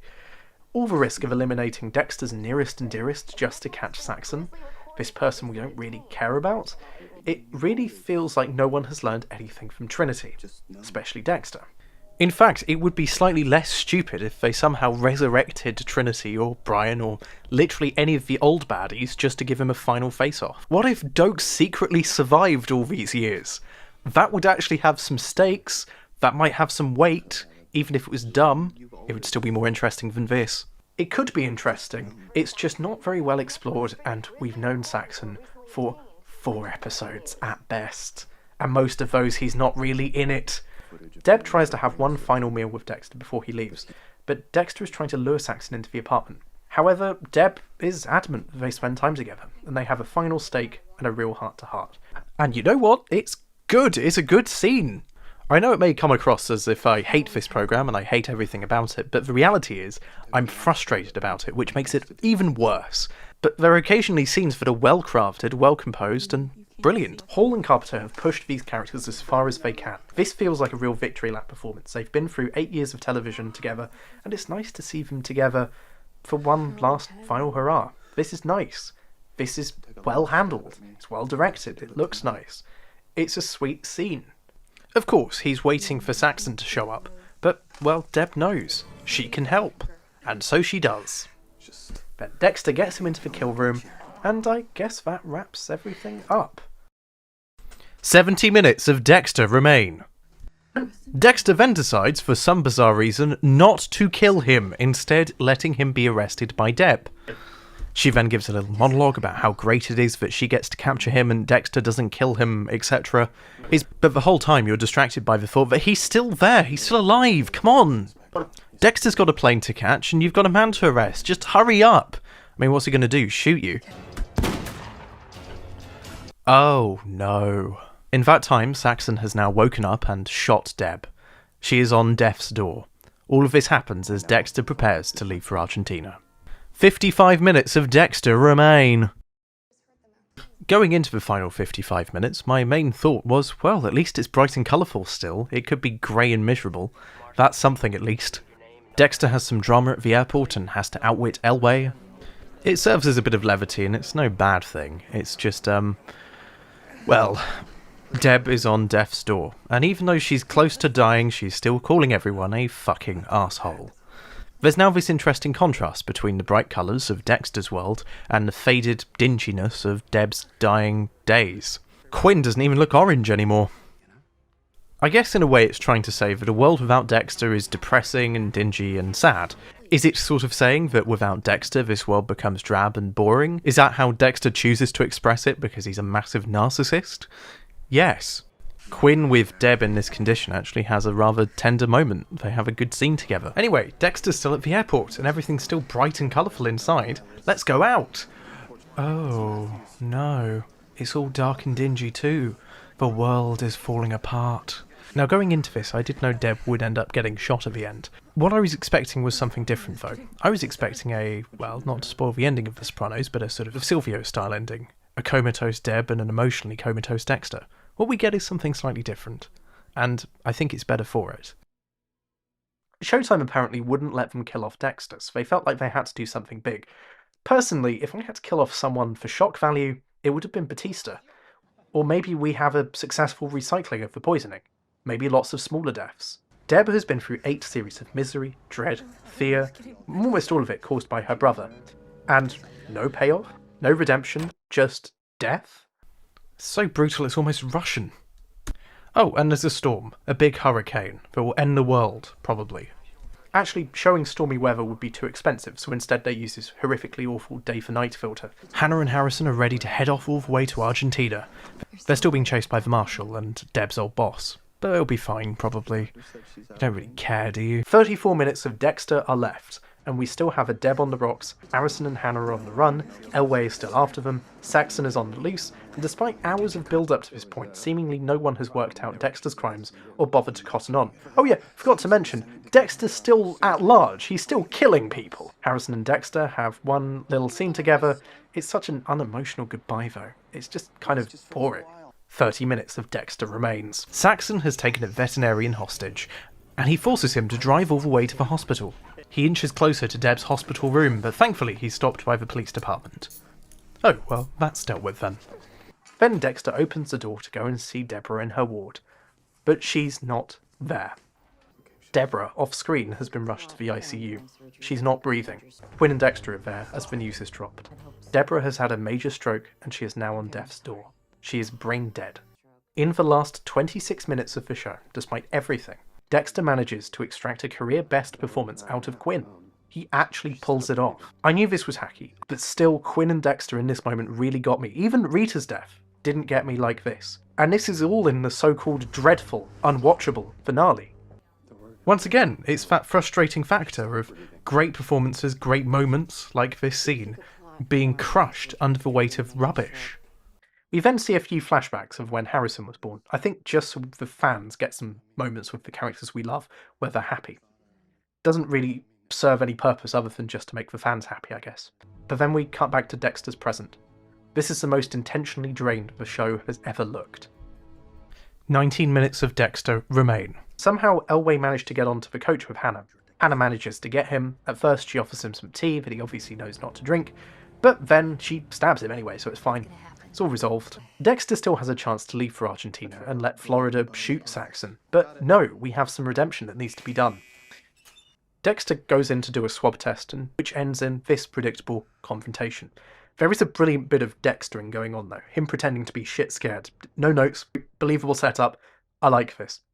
Quinn and Batista watch the CCTV footage, mind you, with Dexter, and conclude, obviously self-defense. Now, this is where people get really, really annoyed. This seems like such a cop-out, he was so close to being caught. I think this is the most mature piece of writing in the entire finale. This is in some ways the closure that I personally was hoping for. Dexter can stab someone in front of these people, and there will always be a justification, because he is one of them.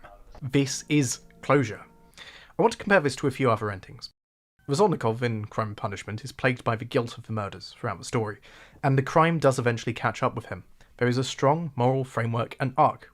He spends 7 years in the coldest of Siberian prisons, and is visited once by his love. He is purged of this sin by punishment, and eventually there is a path to rehabilitation. 150 years later, stay with me here, Better Call Saul took notes from this and put together its own ending. Both Razornikov and Saul Goodman feel the need for absolution, and take it in the form of prison.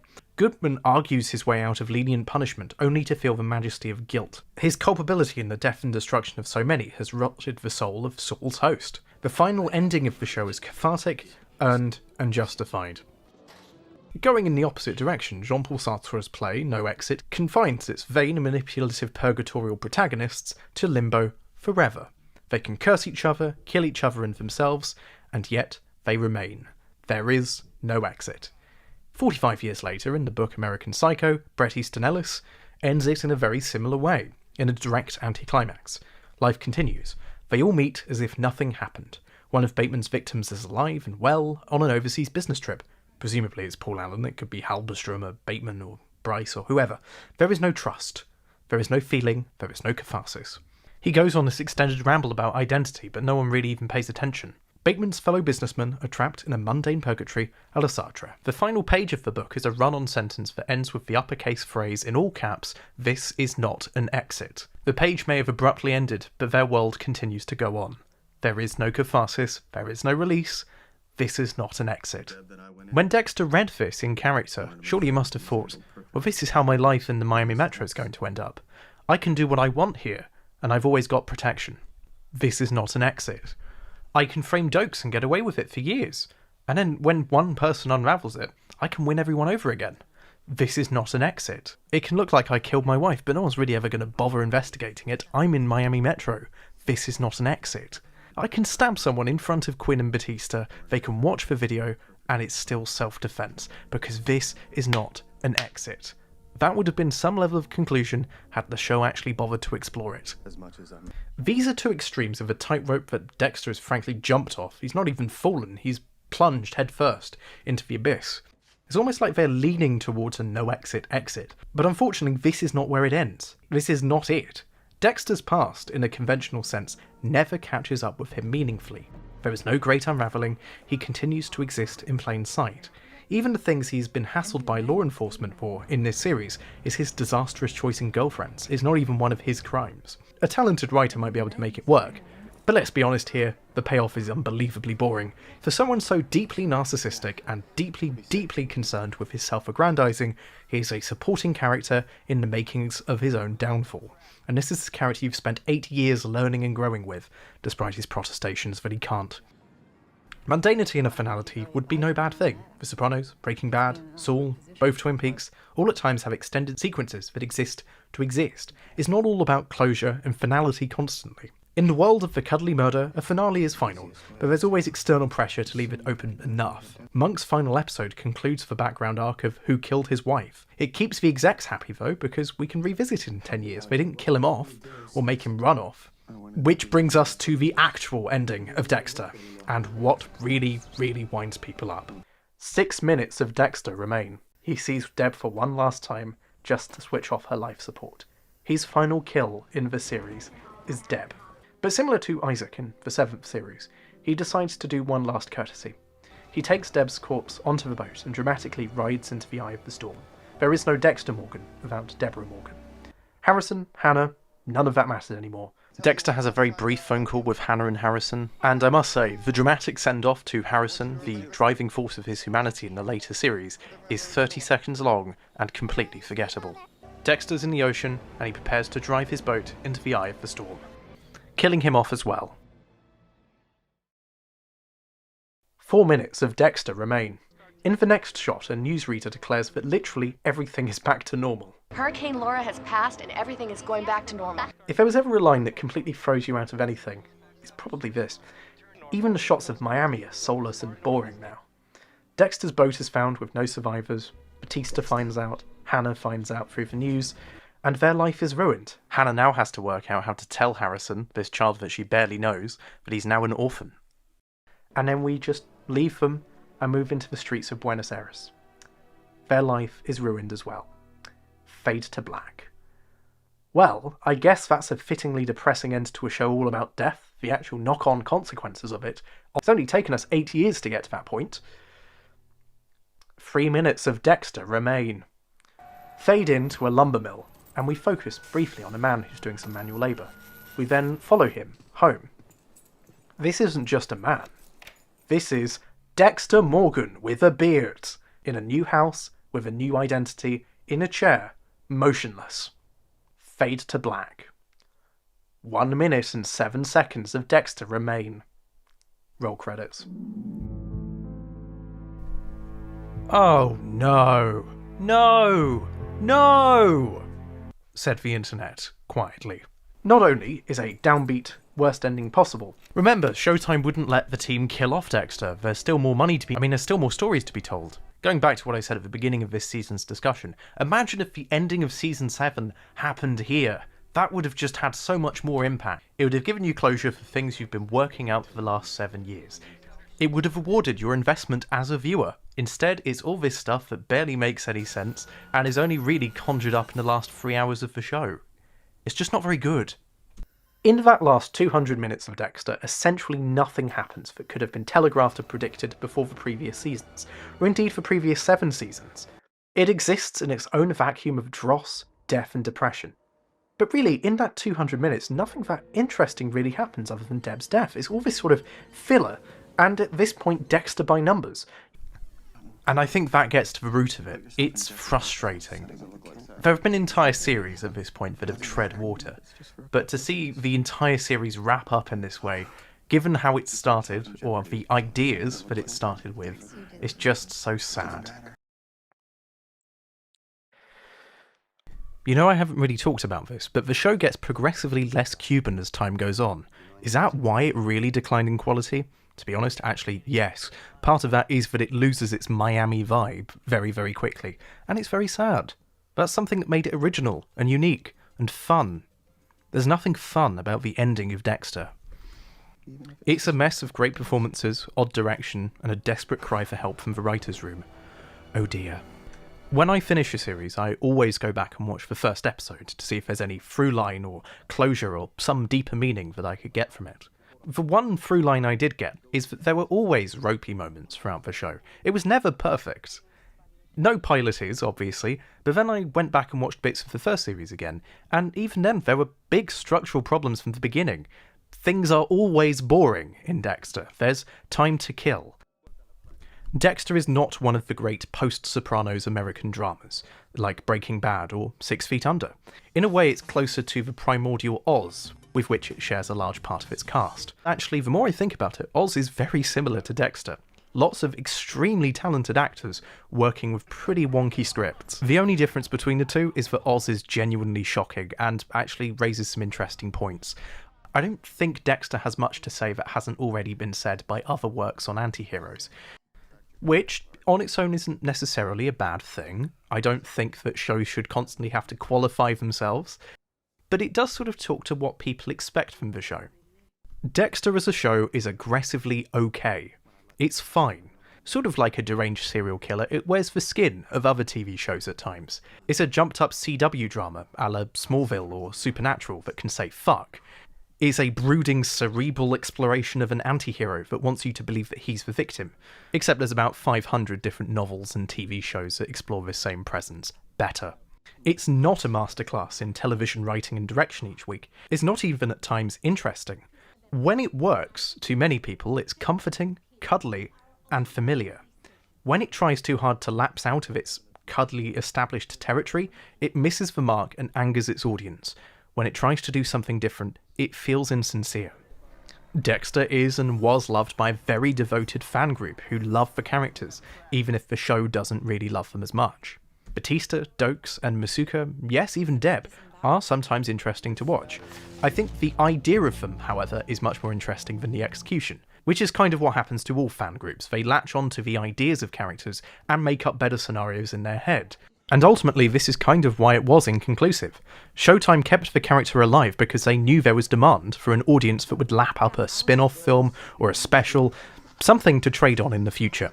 And almost like clockwork, not even 10 years later, we now have a Dexter cinematic universe, a next-generation miniseries, an Enterprise prequel series, and on the cards a Deep Space Nine continuation of sorts.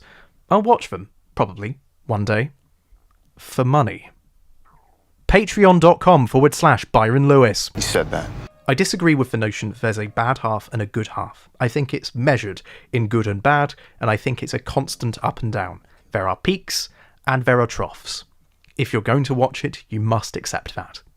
I think most of the people involved in Dexter's production accept this to some degree now. It's telling to me that the entire series has been condensed into a 4-hour social media upload. If I'm honest, that is the most enjoyable way of watching it. Is this me saying that Dexter should have caved entirely to what the fans want? Well, no, obviously not.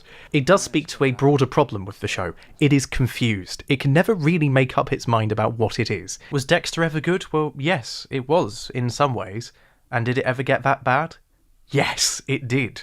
It is both of those things at the same time. As a programme, it is a walking contradiction that can never really be that sure of itself. The issues with the show's construction are there from the very beginning. But to be honest, like everyone, you're blindsided by Dexter Morgan.